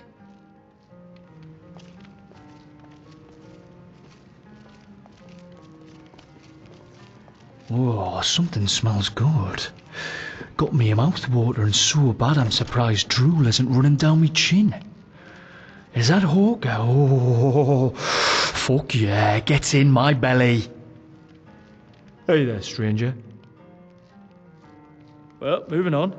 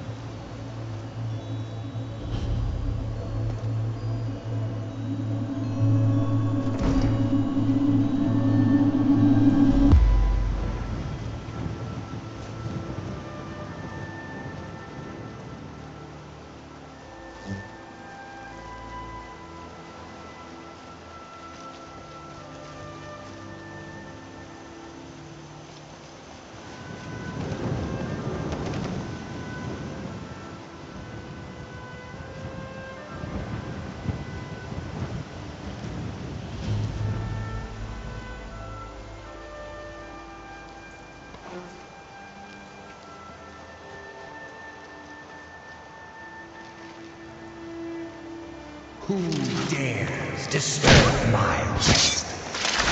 Yes!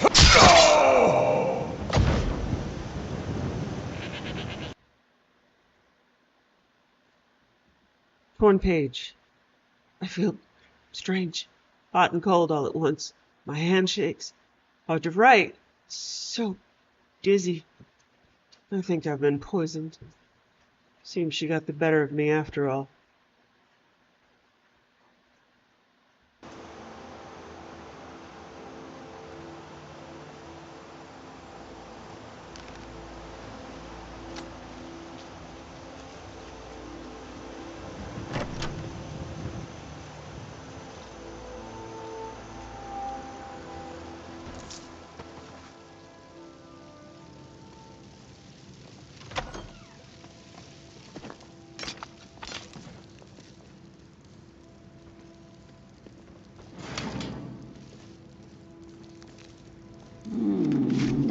someone live. Death comes for you now. The fight! You're dead!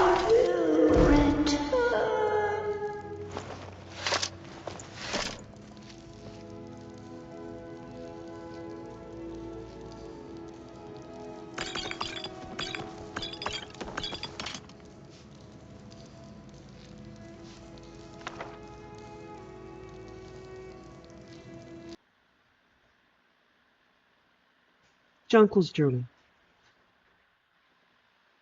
23rd of First Seed. We've all wanted so badly to make a go at being farmers, so here we are now with our own rocky plot of land and a ruined old farmhouse with a leaky roof. It's not what I dreamed of, but we'll make the best of it. At least the soil's good, even if it's full of boulders. I'll be able to get a nice garden going with all the ingredients I need for my potions. The income from that should get us through the first winter, if nothing else. 10th of Second Seed. I found a secret room walled off in the basement. It will do nicely for my alchemy lab. I love my husband dearly, but he can be a pig-headed dolt when it comes to gentle magics of the earth. If it weren't for my potions, little Rin would have perished last winter from a fever. 1st of Frostfall. Our plantation is doing well enough, but Urval's eyes are getting bigger than his purse. He was talking of purchasing a wagon recently, like we don't sometimes struggle to put food on the table. A wagon, honestly. I've seen the ugly looks he gives my potions and herbs, but where else are we going to get the money for all the things he buys? Next thing you know, he'll be trying to buy another farm. 13th of Midyear. Rin's gone missing. We've looked everywhere, but we can't find him. His little wooden sword is missing, too. Gods preserve me, I hope he hasn't run off. He doesn't realize how dangerous it is out there on the tundra. 16th of Midyear. It's been 3 days now. My little boy is still gone. I don't like how Urval is looking at me. His eyes are too dark, too still, like a frozen lake. I think I've even heard him mutter something about getting what I deserve. Could he have? No, I dare not even put that thought to paper. He did it. He must have. That monster killed my son, and now he looks at me with those hate-filled eyes and a mocking smirk. He despises my alchemical art so much that he took my son from me to punish me. I've never brewed poison before, but I know how it's done. I know how to bottle death. A few drops in his mead and my child will be avenged. It's done. The gods will damn me, but they will damn him more for the murder of a child. Rin, I'm so sorry. I wish I could have... Wait, I hear something.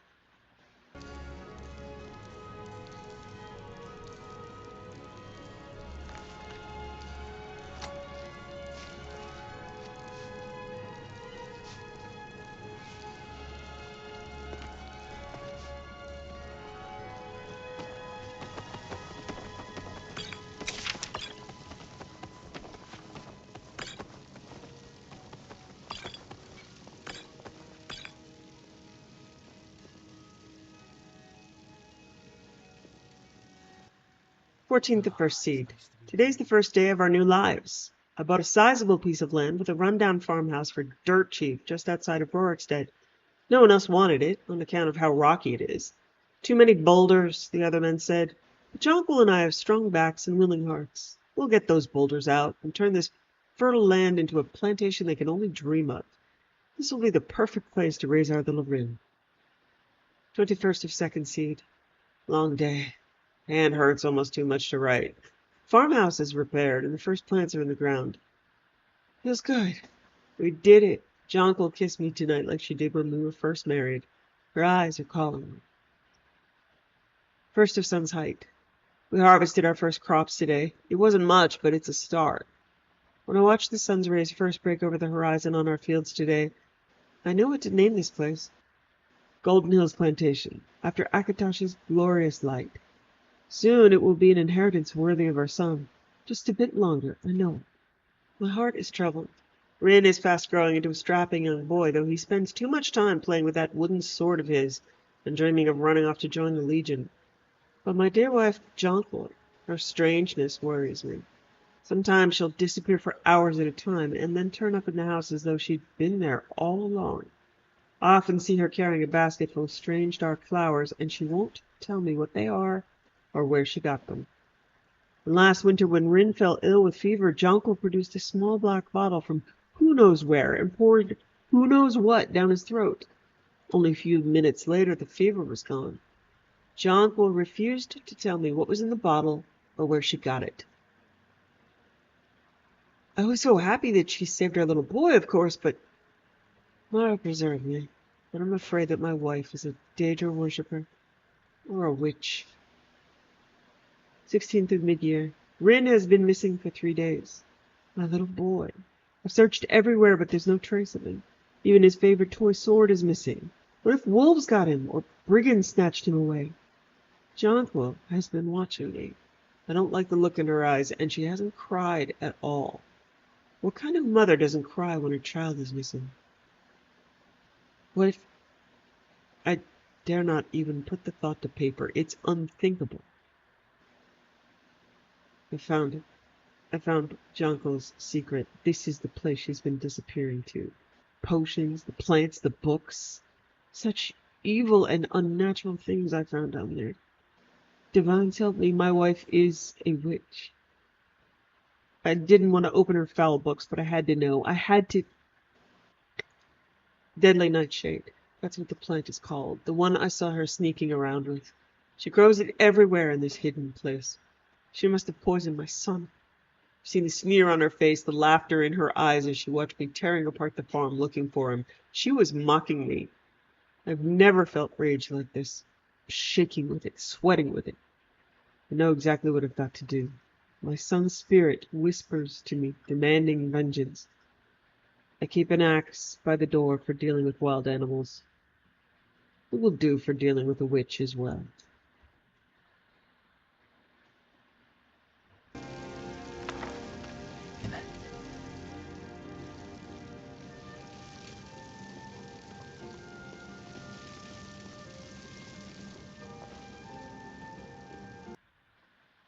Rin's journal.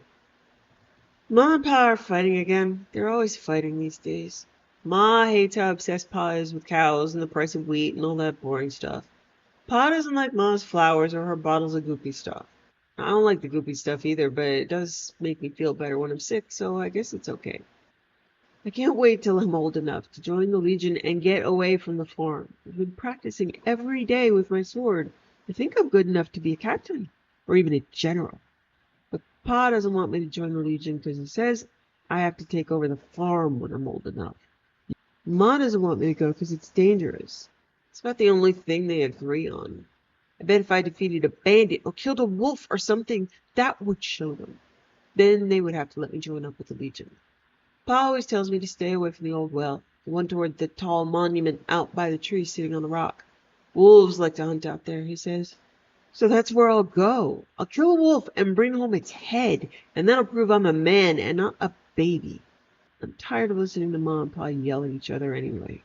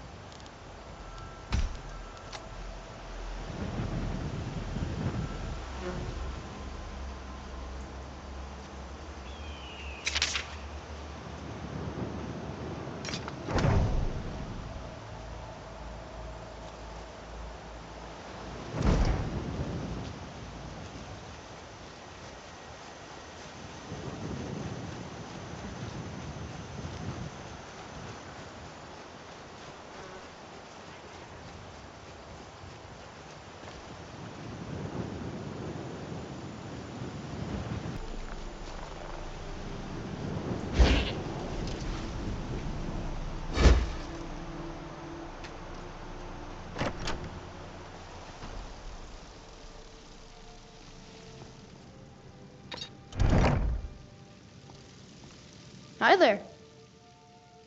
Your family can rest in peace now. Thanks a lot. Here, take this for all your hard work.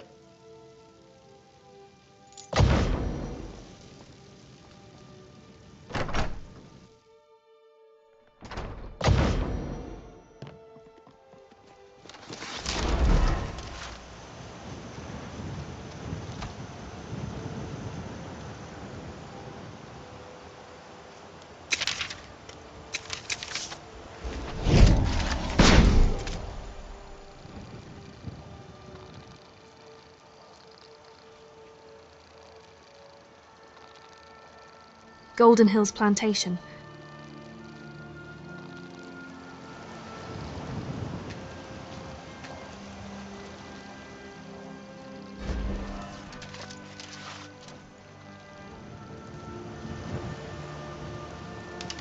It's actually quite beautiful here.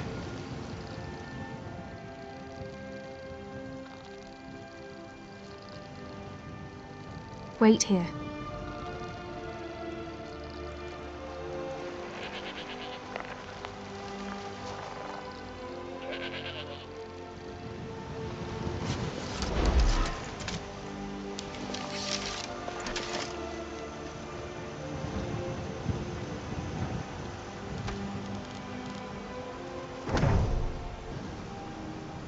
Still here. I'm looking to hire a steward for my plantation. Interested? I'd be honored to be your steward. You've built a fine steading here.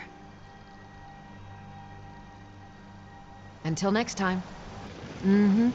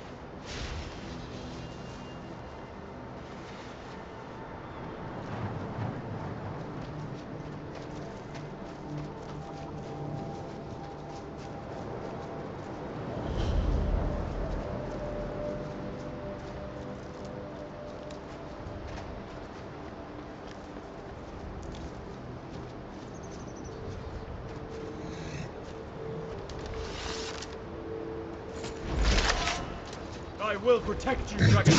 Give up! Bloody chop!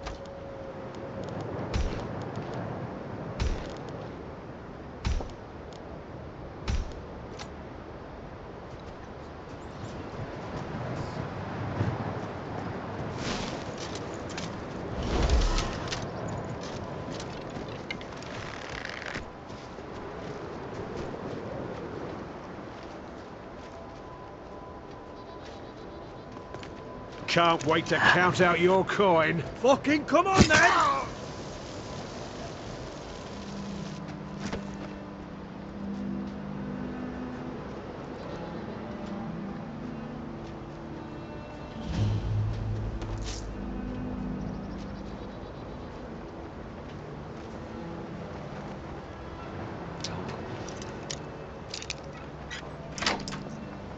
Just handle the goal. See, listen. Oh no. They always have to fight back.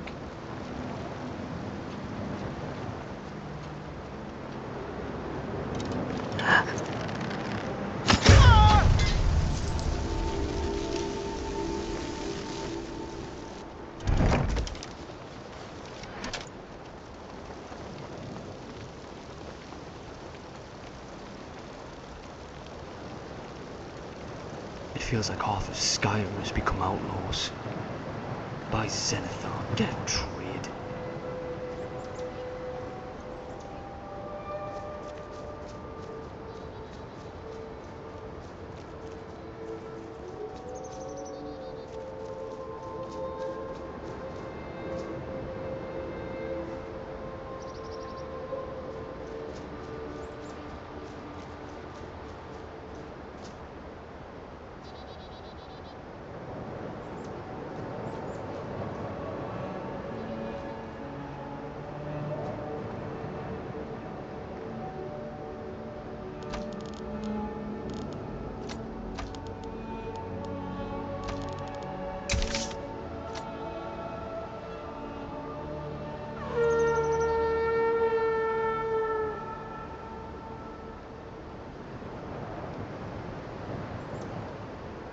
Oh, it's fucking freezing.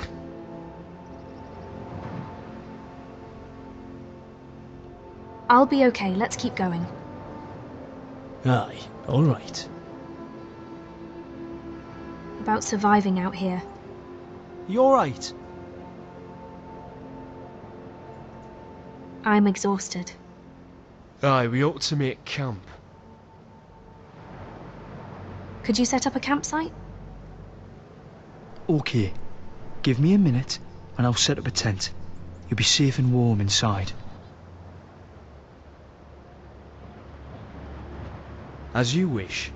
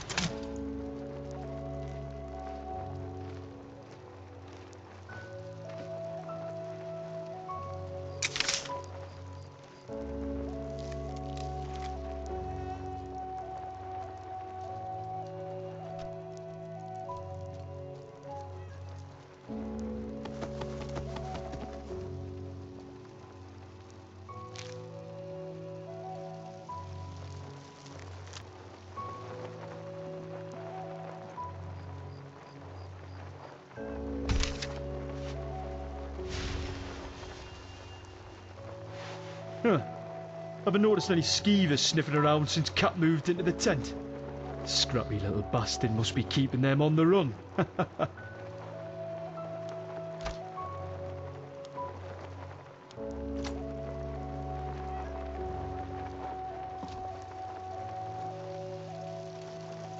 Alright, what can I do for you? Any thoughts? You know what? The next town we go to, I need to get myself a journal. I'm gonna write down me thoughts. Letter from Kaidan. Lyria, you mentioned you don't drink. I used to keep a little barrel of mead here, but I thought maybe we could indulge in a few of these instead. Kaidan.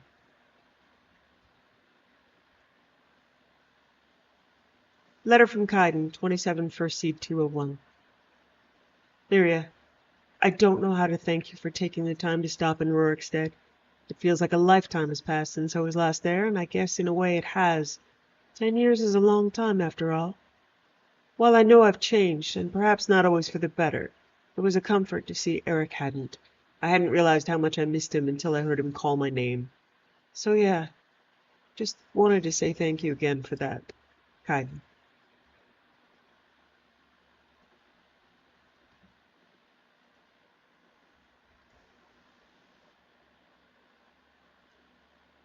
Alvar's journal. Came into town a few days ago looking for work. Folks here are nice enough, and there's plenty of wheat and potatoes needing to be harvested, so I've got a steady supply of coin coming in. I don't think I'm going to need my old pack goat Hilda for much longer. All my bones are starting to creak, and my adventuring days are long over. Now I just need to find someone willing to take care of her. Maybe get a few coins for her, too. There's strength in those old bones of hers yet. Ah, how I'm going to miss wandering the wilds of Skyrim. I saw so many strange and wonderful things out there. Pine trees as tall as mountains, old Nord tombs. I once even stumbled across a wandering spirit made of pure ice. Even run across a few folks trying their hand at taming different types of creatures. Don't know why they'd want anything but a loyal dog or trusty goat like my Hilda, though. Some of them beasts out in the wilds just aren't meant to be tamed. Ran across an alchemist with a pet rabbit and almost got robbed by a thief with a tame fox. But I suppose a rabbit or a fox could be docile enough. But that pickpocket trying to turn a skeever must have been mad as old Shea. And I don't want to think too hard about the vampire that almost made a meal out of me. Could have sworn it had a trained frostbite spider. Gives me shivers just thinking about it.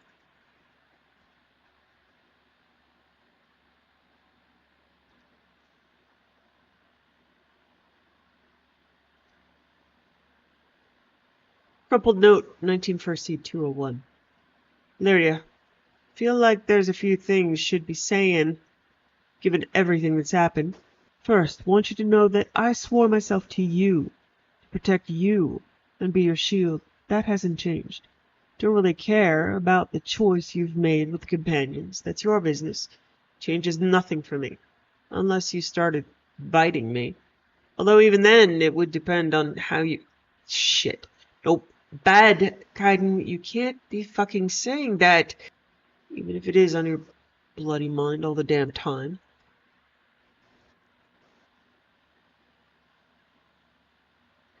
Steward's note. Lyria, I apologize for the secrecy, but I'd rather not speak about this in front of the Jarl, in the event the information I received isn't credible. He has enough on his plate as it is. You see, earlier last week I received a tip from an unnamed source regarding a potential assassination plot on the Jarl. Now, while we take all threats seriously, it's difficult to know just how credible the source is. And with everything that's happened as of late, I don't have time to investigate this myself. That's why I'd like you to head to Arcadia's Cauldron and check their ledger for any suspicious purchases, in particular, poisons. I've asked Arcadia to leave you a copy on her counter. Look it over, find out who purchased bottles over the last few days, and confirm their reasons are legitimate. In the meantime, I'll have our cooks check every piece of food, bottle of mead, and leftover breadcrumb, just to be sure nothing is tainted. If your investigation turns up nothing, then I'll know the information I received is false, and the Jarl is safe for the time being.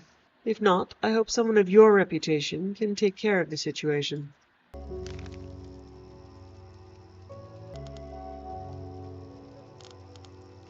Forward from the publisher. The history behind this letter is almost as interesting and dark as the story it tells. The original letter to the mysterious Dwahanain was copied and began circulating around the ashlands of Ardenfall a few months ago. In time, a print found its way to the mainland in Prince Halalu Halset's palace outside Almalexia.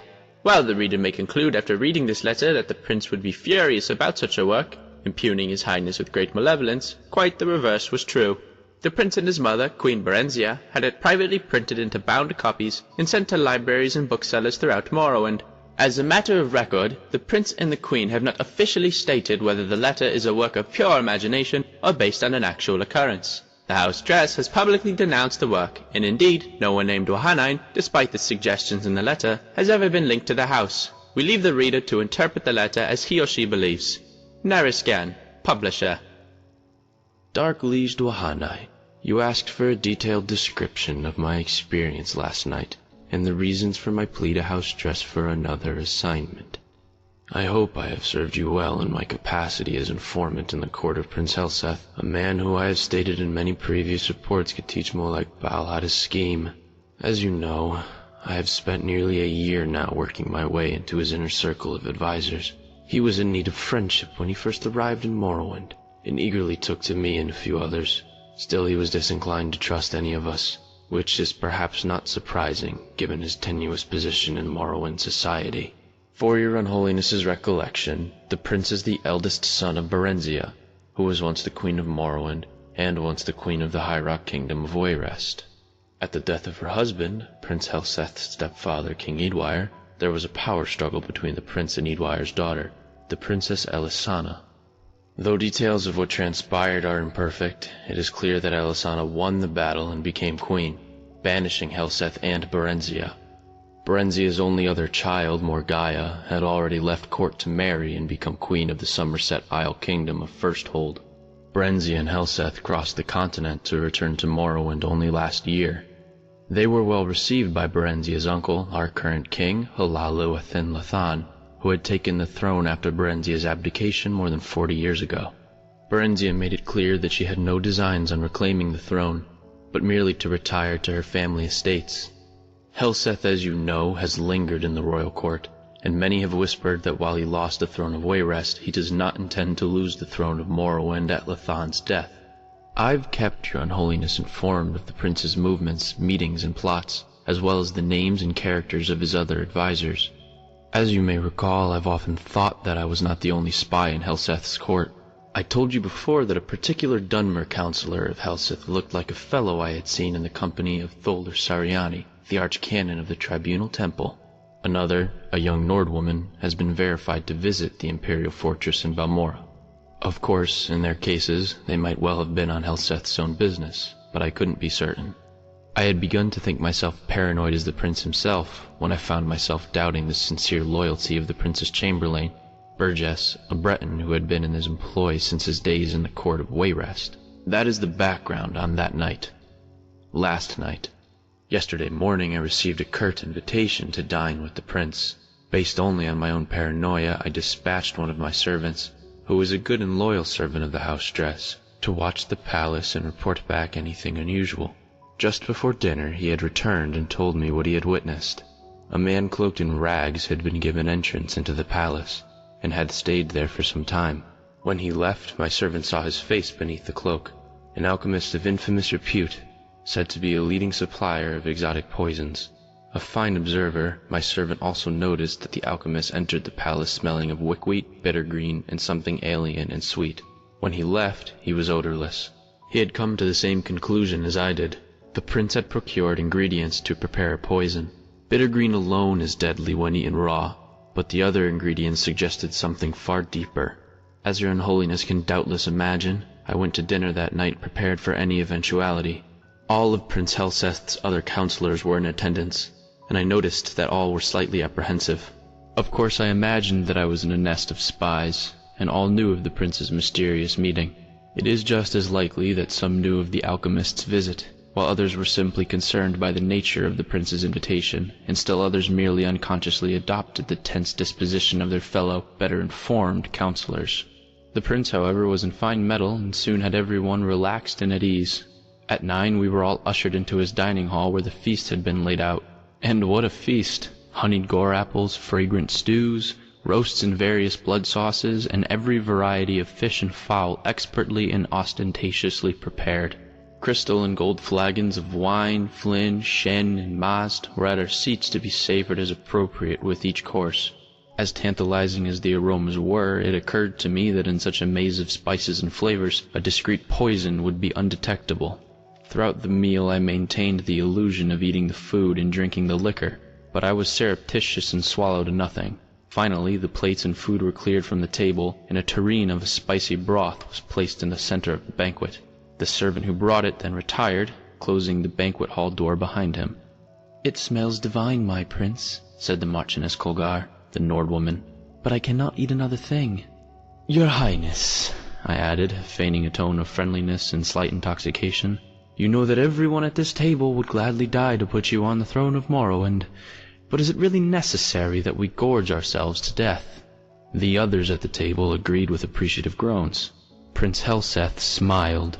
I swear by Vernima the Gifter, my dark liege, even you have never seen a smile such as this one. Ironic words. You see, an alchemist visited me today, as some of you already doubtless know. He showed me how to make a marvelous poison and its antidote, a most potent potion, excellent for my purposes. No restoration spell will aid you once you've ingested it. Only the antidote in the tureen will save you from certain death. And what a death, from what I've heard. I am eager to see if the effects are all that the alchemist promised. It should be horribly painful for the afflicted, but quite entertaining. No one said a word. I could feel my heart beating hard in my chest. Your Highness, said Alarat, the Dunmer I suspected of alliance with the temple, have you poisoned someone at this table?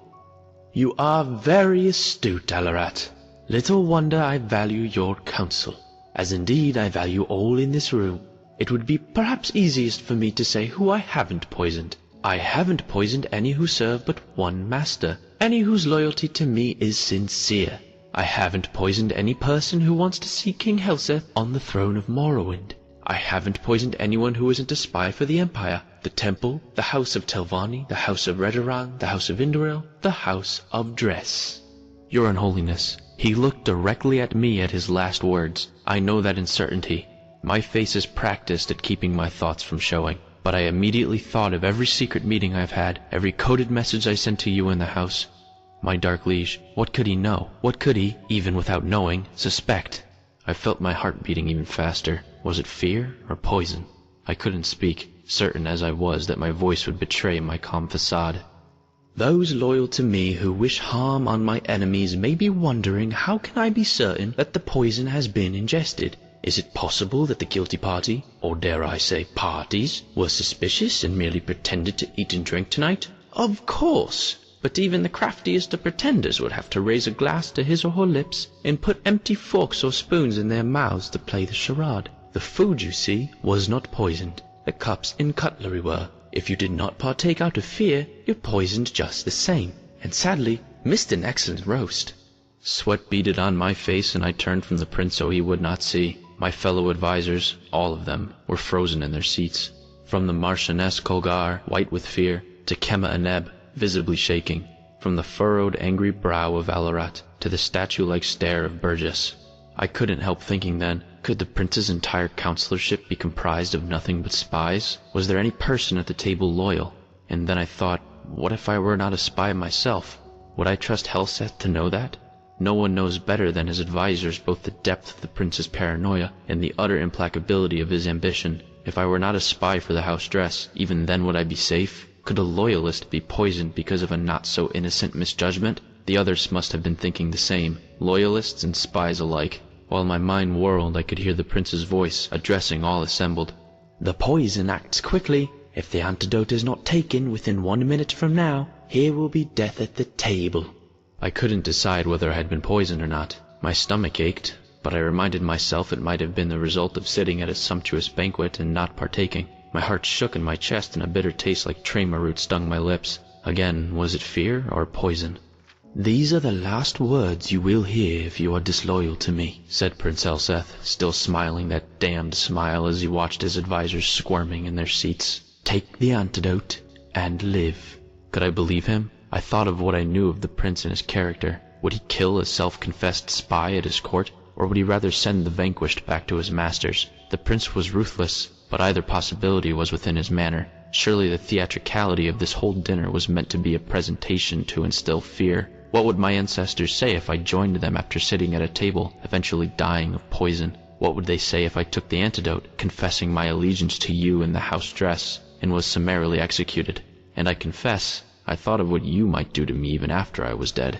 I had grown so light-headed and filled with my own thoughts that I didn't see Burgess jump from his seat. I was only suddenly aware that he had the tureen in his hands and was gulping down the liquid within. There were guards all around, though I never noticed them entering. Burgess, said Prince Helseth, still smiling, you have spent some time at Ghostgate, House Redoran. You didn't know? Burgess laughed sourly. No, House. I report to your stepsister, the Queen of Wayrest. I've always been in her employ. By Akatosh, you poisoned me because you thought I was working for some damnable dark elves? You are half right, said the prince. I didn't guess who you were working for, or even that you were a spy. But you are also wrong about me poisoning you. You poisoned yourself when you drank from the tureen. Your Unholiness, you don't need to hear how Burgess died. I know that you have seen much over the many, many years of your existence, but you truly don't want to know. I wish I could erase the memory of his agonies from my own mind. The council was dismissed shortly thereafter. I do not know if Prince Helseth knows or suspects that I too am a spy. I do not know how many others that night, last night, were as close as I was from drinking from the tureen before Burgess did. I only know that if the prince does not suspect me now, he will. I cannot win at the games he mastered long ago at the court of Wayrest, and I beg your Unholiness, my dark liege Dwahanain, to use your influence in the house dress and dismiss your loyal servant from this charge. Publisher's note. Of course, the anonymous writer's signature has not been on any reprint of the letter since the original. Antecedents of Dwemer Law. This book is a historical account of the development of Dwemer law and custom from its roots in High Elven culture. In short, so far as I am able to trace the order of development in the customs of the Bosmeri tribes, I believe it to have been in all ways comparable to the growth of Altmeri law. The earlier liability for slaves and animals was mainly confined to surrender, which, as in Somerset Isles, later became compensation. And what does this matter for a study of our laws today? So far as concerns the influence of the Altmeri law upon our own, especially the Altmeri law of master and servant, the evidence of it is to be found in every judgment which has been recorded for the last 500 years. It has been stated already that we still repeat the reasoning of the Altmeri magistrates, empty as it is, to the present day. And I will quickly show how Altmeri custom can be followed into the courts of the Dwemer. In the laws of Karndar Watch, PD 1180, it is said, if one who is owned by another slays one who owns himself, the owner must pay the associates 3 fine instruments and the body of the one who is owned. There are many other similar citations, and the same principle is extended even to the case of a centurion by which a man is killed. If, at the common workbench, one is slain by an animunculi, the associates of the slain may disassemble the animunculi and take its parts within 30 days. It is instructive to compare what Dark has mentioned, considered the rude beasts of the Tenmar forests. If a marsh cat was killed by an Argonian, his family was a disgrace until they retaliated by killing the Argonian or another like it. Further, if a marsh cat was killed by a fall from a tree, his relatives would take their revenge by toppling the tree and shattering its branches and casting them to every part of the forest.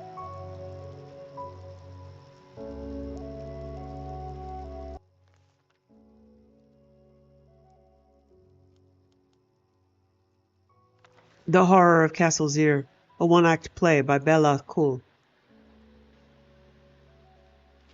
Late evening. The play opens in the interior great entrance hall of the castle of Skathanud, replete with fine furnishings and tapestries. Torches provide the only illumination. In the center of the foyer is a great iron door, the main entrance to the castle. Staircase up to the landing above is next to the door. On stage left is the door of the library, which is currently closed. At stage right is a huge suit of armor, 20 feet tall, nearly touching the ceiling of the room. Though no one can be seen, there is the sound of a woman singing coming from the library door. A loud thumping knock on the inn's front door stops the woman's singing. The door to the library opens, and Anara, a common-looking maid, comes out and hurries to open the front door. Avadis, a handsome man in imperial garb, stands there. "Good evening to you, Sergio." "Good evening. Is your master at home?" "No, Sergio. It's only me here. My master, Sedur Kena Telvani, Hordalfsir, is at his winter estate. Is there something I can do for you?" "Possibly. Would you mind if I come in?" "Not at all, Sergio. Please, may I offer you some flint?" Gravitas comes into the hall and looks around. "No, thank you. What's your name?" "Anara, Sergio." "Anara, when did your master leave Skathanud?" "More than a fortnight ago. That's why it's only me in the castle, Sergio. All the other servants and slaves who tend to his lordship travel with him. Is there something wrong?" "Yes, there is. Do you know an Ashlander by the name of Sulcarifa?" "No, Sergio, I know no one by that name." Then you aren't likely to now. He's dead. He was found a few hours ago dying of frostbite in the Ashlands. He was hysterical, nearly incomprehensible, but among his last words were castle and Zir. Dying of frostbite in summertide in the Ashlands? Heck, that's strange. I suppose it's possible that my master knew this man, but being an Ashlander, and my master being of the house of Telvanni, well, if you'll pardon me for being flippant, Sergio, I don't think they could have been friends. That is your master's library? Would you mind if I looked in? Please, Sergio, go wherever you want. We've got nothing to hide. We're loyal Imperial subjects. As I hear, are all Telvanni. Note from the playwright, this line should be delivered without sarcasm. Trust the audience to laugh. It never fails, regardless of the politics of the locals. Clavides enters the library and looks around at the books. The library needs dusting. Yes, Sergio, I was just doing that when you knocked at the door. I'm grateful for that. If you had finished, I wouldn't notice the space in the dust. A rather large book has recently been removed. Your master is a wizard, it seems. No, Sergio. I mean, he studies a lot, but he doesn't cast any spells, if that's what you mean by wizard. He's a kenna, went to college and everything. You know, now that I think about it, I know what happened to that book. One of the other kennas from the college been round yesterday and borrowed a couple of books. He's a friend of the master, so I thought it'd all be fine. This kenna was his name, Warrior? Could have been. I don't remember. There's a suspected necromancer at the college named Kenna Warvin we arrested last night. We don't know what he was doing in the college, but it was something illegal, that's for certain. Was that the Kenna who borrowed the book? A little fellow, a cripple with a withered leg? No, Sergio, it weren't the Kenna from yesterday. He was a big fellow who could walk, so I noticed. I'm going to have to look around the rest of the house, if you don't mind. Clavides goes up the stairs and delivers the following dialogue from the landing and the rooms above. Anara continues straightening up downstairs, moving a high-backed bench in front of the armor to scrub the floor. Can I ask, Sergio, what you're looking for? Maybe I could help you. Are these all the rooms in the castle? No secret passages? Oh, Sergio, what would Sidora Kenna, Telvanna Hordaf Zir want with secret passages? Clavides, looking at the armor. Your master is a big man. Oh, Sergio, don't tease. That's giant armor, just for decoration. My master slew that giant 10 years ago and kind of keeps it for a souvenir. That's right. I remember hearing something about that when I first took my post here. It was someone named Zir who killed the giant, but I didn't know the first name was Hordolf. Memory fades, I'm afraid. What was the giant's name? I'm afraid I don't remember, Sergio. I do. It was Torfang. I got out of Torfang's shield. I don't understand, Sergio. Torfang's shield? Clavides runs down the stairs and examines the armor. Sul Khalifa said something about getting out of Torfang's shield. I thought it was just raving out of his mind. But he ain't got a shield, Sergio. Clavides pushes the high-backed bench out of the way, revealing a large mounted shield at the base of the armor. Yes, he does. You covered it up with that bench. I didn't do it on purpose, Sergio. I was just cleaning. I see that armor every day, Sergio. And Bavek, I swear I ain't never noticed the shield before. It's fine, Anara. I believe you. Clavides pushes on the shield and it pulls back to reveal a tunnel down. It appears that Sidura Kenna Tilvani Hordolf Zir does have a need for a secret passage. Could you get me a torch? Bavek, I ain't never seen that before. Anara takes a torch down from the wall and hands it to Clavides. Clavides enters the tunnel. Wait here. Anara watches Clavides disappear down the tunnel. She appears agitated and finally runs for the front door. When she opens it, Ullis, an Argonian lieutenant in the Imperial Guard, is standing at the entrance. She screams. I'm sorry to frighten you. Not now! Go away! I'm afraid the captain wouldn't like that, miss. You're with the captain? Blessed mother. Clavides comes out of the tunnel, white-faced. It takes him a few moments to speak. Captain, what's down there? Clavides speaks to Inara. Did you know your master's a necromancer? That your cellar is filled with bodies? Inara faints. Ullus carries her to the bench and lays her down. Let me see, Sergio. You'll see soon enough. We're going to need every soldier from the post here to cart away all the corpses. Ullus, I've seen enough battles, but I've never seen anything like this. No two are alike. Khajiit, Slode, Dunmer, Cyrodiil, Breton, Nord, burned alive, poisoned, electrified, melted, torn apart, turned inside out, ripped to shreds, and sewn back up together. You think the Ashlander escaped? That's what happened? I don't know. Why would someone do something like this, Ullus? There's a knock on the door. Clavides answers it. A young Argonian woman, Zolassa, is standing, holding a package and a letter. Good morning. You're not Lord Zir, are you? No. What do you have there? A letter and a package. I'm supposed to deliver it to him. Will he be back shortly? I don't believe so. Who gave you the package to deliver? My teacher at the college, Kama Warvin. He has a bad leg, so he asked me to bring this to his lordship. Actually, to tell you the truth, I was supposed to deliver them last night, but I was busy. Ullus says, Greetings, sister. We'll give the package to his lordship, and then we'll see him. Ah, hail, brother. I had heard there was a handsome Argonian in Skathanud. Unfortunately, I promised Kenna Warvin that I'd deliver the package directly to his lordship's hands. I'm already late. I can't just... Clavides says, We're Imperial Guard, miss. We'll take the package and the letter. Zolassa reluctantly hands Clavides the letter and the package. She turns to go. Ullus asks her, You're at the college if we need to see you? Yes. Fair tidings, brother. Good night, sister. Clavides opens the package as Zolassa exits. It's a book with many loose sheets. It appears we found the missing book, delivered to our very hands. Clavides begins to read the book silently to himself. Ullus, to himself, very pleased. Another Argonian in Skathanud, and a pretty one at that. Hope we weren't too rude to her. Tired of all these women with their smooth, wet skin. It would be wonderful if we could meet when I'm off duty. When Ullus talks, he opens the letter and reads it. She looks like she's from the south. Like me, you know, Argonian from northern Black March are much less.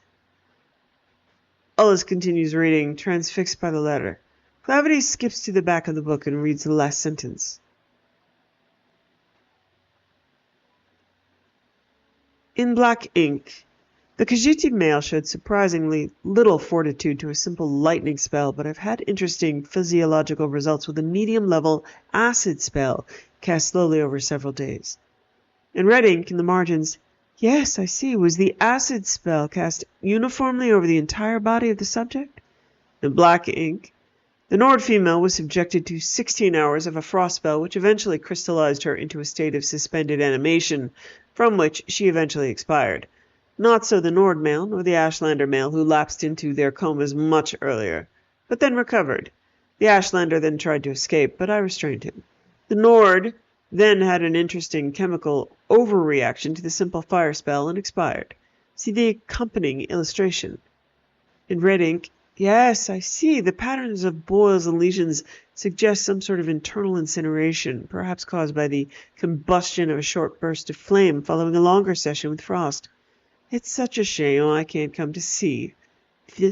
It's such a shame I can't come to see the experiment personally, but I compliment you on your excellent notation.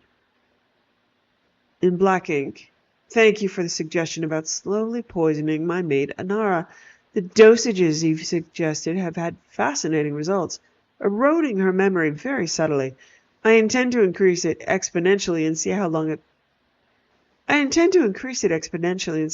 it is before she notices. Speaking of which, it's a pity I haven't any Argonian subjects, but the slave traders promised me some healthy specimens in the autumn. I should like to test their metabolism in comparison to elves and humans. It's my theory that a medium-level lightning spell cast in a continuous wave on an Argonian wouldn't be lethal, for several hours at least. Similar to my results with the Cyrodiilic female and, of course, the giant. In red ink, it'd be a shame to wait until autumn to see. Ullis, reading the letter, in red ink, "Here is your Argonian. Please let me know the results." It's signed Kemma Warvin. Clavities.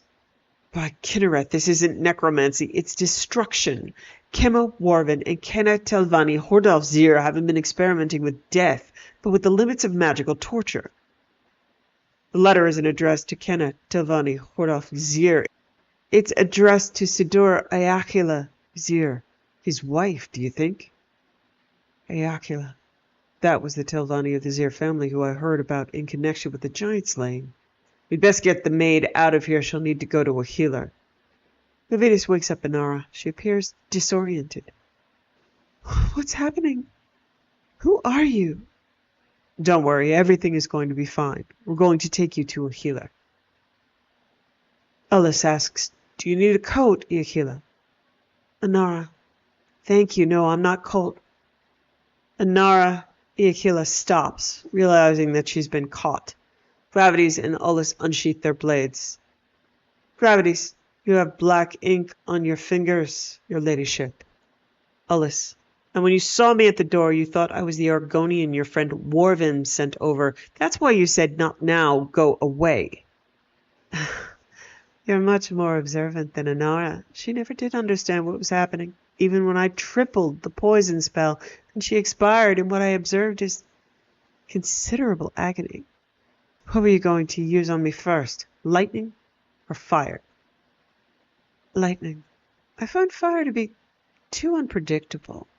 As she speaks, the flames and the torches extinguish. The stage is utterly dark. There's the sound of a struggle, swords clanging. Suddenly a bolt of lightning flashes out, and there's silence. In the darkness, she speaks. Fascinating. There are several more flashes of lightning as the curtain closes.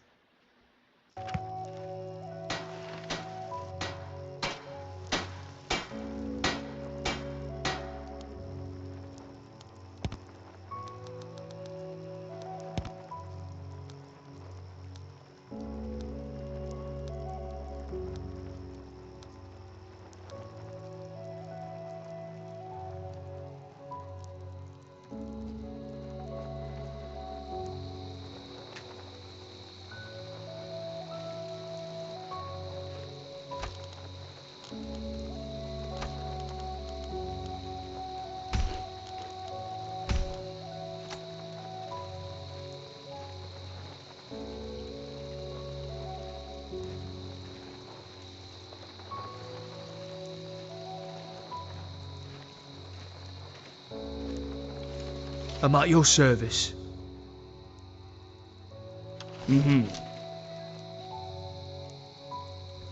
I know that look. You're either going to ask me something, or ask me to do something. Is everything all right? Yes. Well, sort of. I've been meaning to speak with you. Of course, what's wrong? When we first began travelling together, it was because I promised to repay a life debt to you. After every battle we've been through, some might say that debt has long since been discharged. You want to leave? No, that's not what I was getting at. I've been on my own a long time, without anyone I felt I could trust, or any place to really belong. Since I've met you, that's started to change. There are many ways to save a life, Dragonborn. And you've saved mine in more than I can explain. Finally, I'm carving out a future, and remembering what it means to care about someone enough that you'd put their life before your own. I want to know if you still want me at your side. Not as a mercenary under obligation, but as your friend, your ally. You've been my friend for a long time now. There was no need to even ask. It warms my heart to know it, friend. You're wearing an amulet of Mara. I had no idea you were looking for marriage. It's for someone special, actually. There would have to be to have won you over. They're pretty daft if they turn you down. Oh, I don't know. He can be really oblivious. Pah! He's not worth your time then. Do you ever stop and think about the way our paths crossed? Every damn day, it's always on my mind. Always will be, I expect. And more than you imagine. Probably more than I should say. More than you should say? What do you mean by that? Look, it's impossible for a day to pass and me not think about or be remembering how we met. I'm not sure I understand what you mean, Kai. Why? How could I ever forget? When every day I wake up breathing fresh air or see the fucking sun. It's a reminder of the fate that you saved me from. I understand. I hope that's not all you see me as. I'm your friend too. Aye, you are. And with every day that passes, you're becoming so much fucking more than that. You are driving me mad. So how did you get your tent? I told you, I made it myself.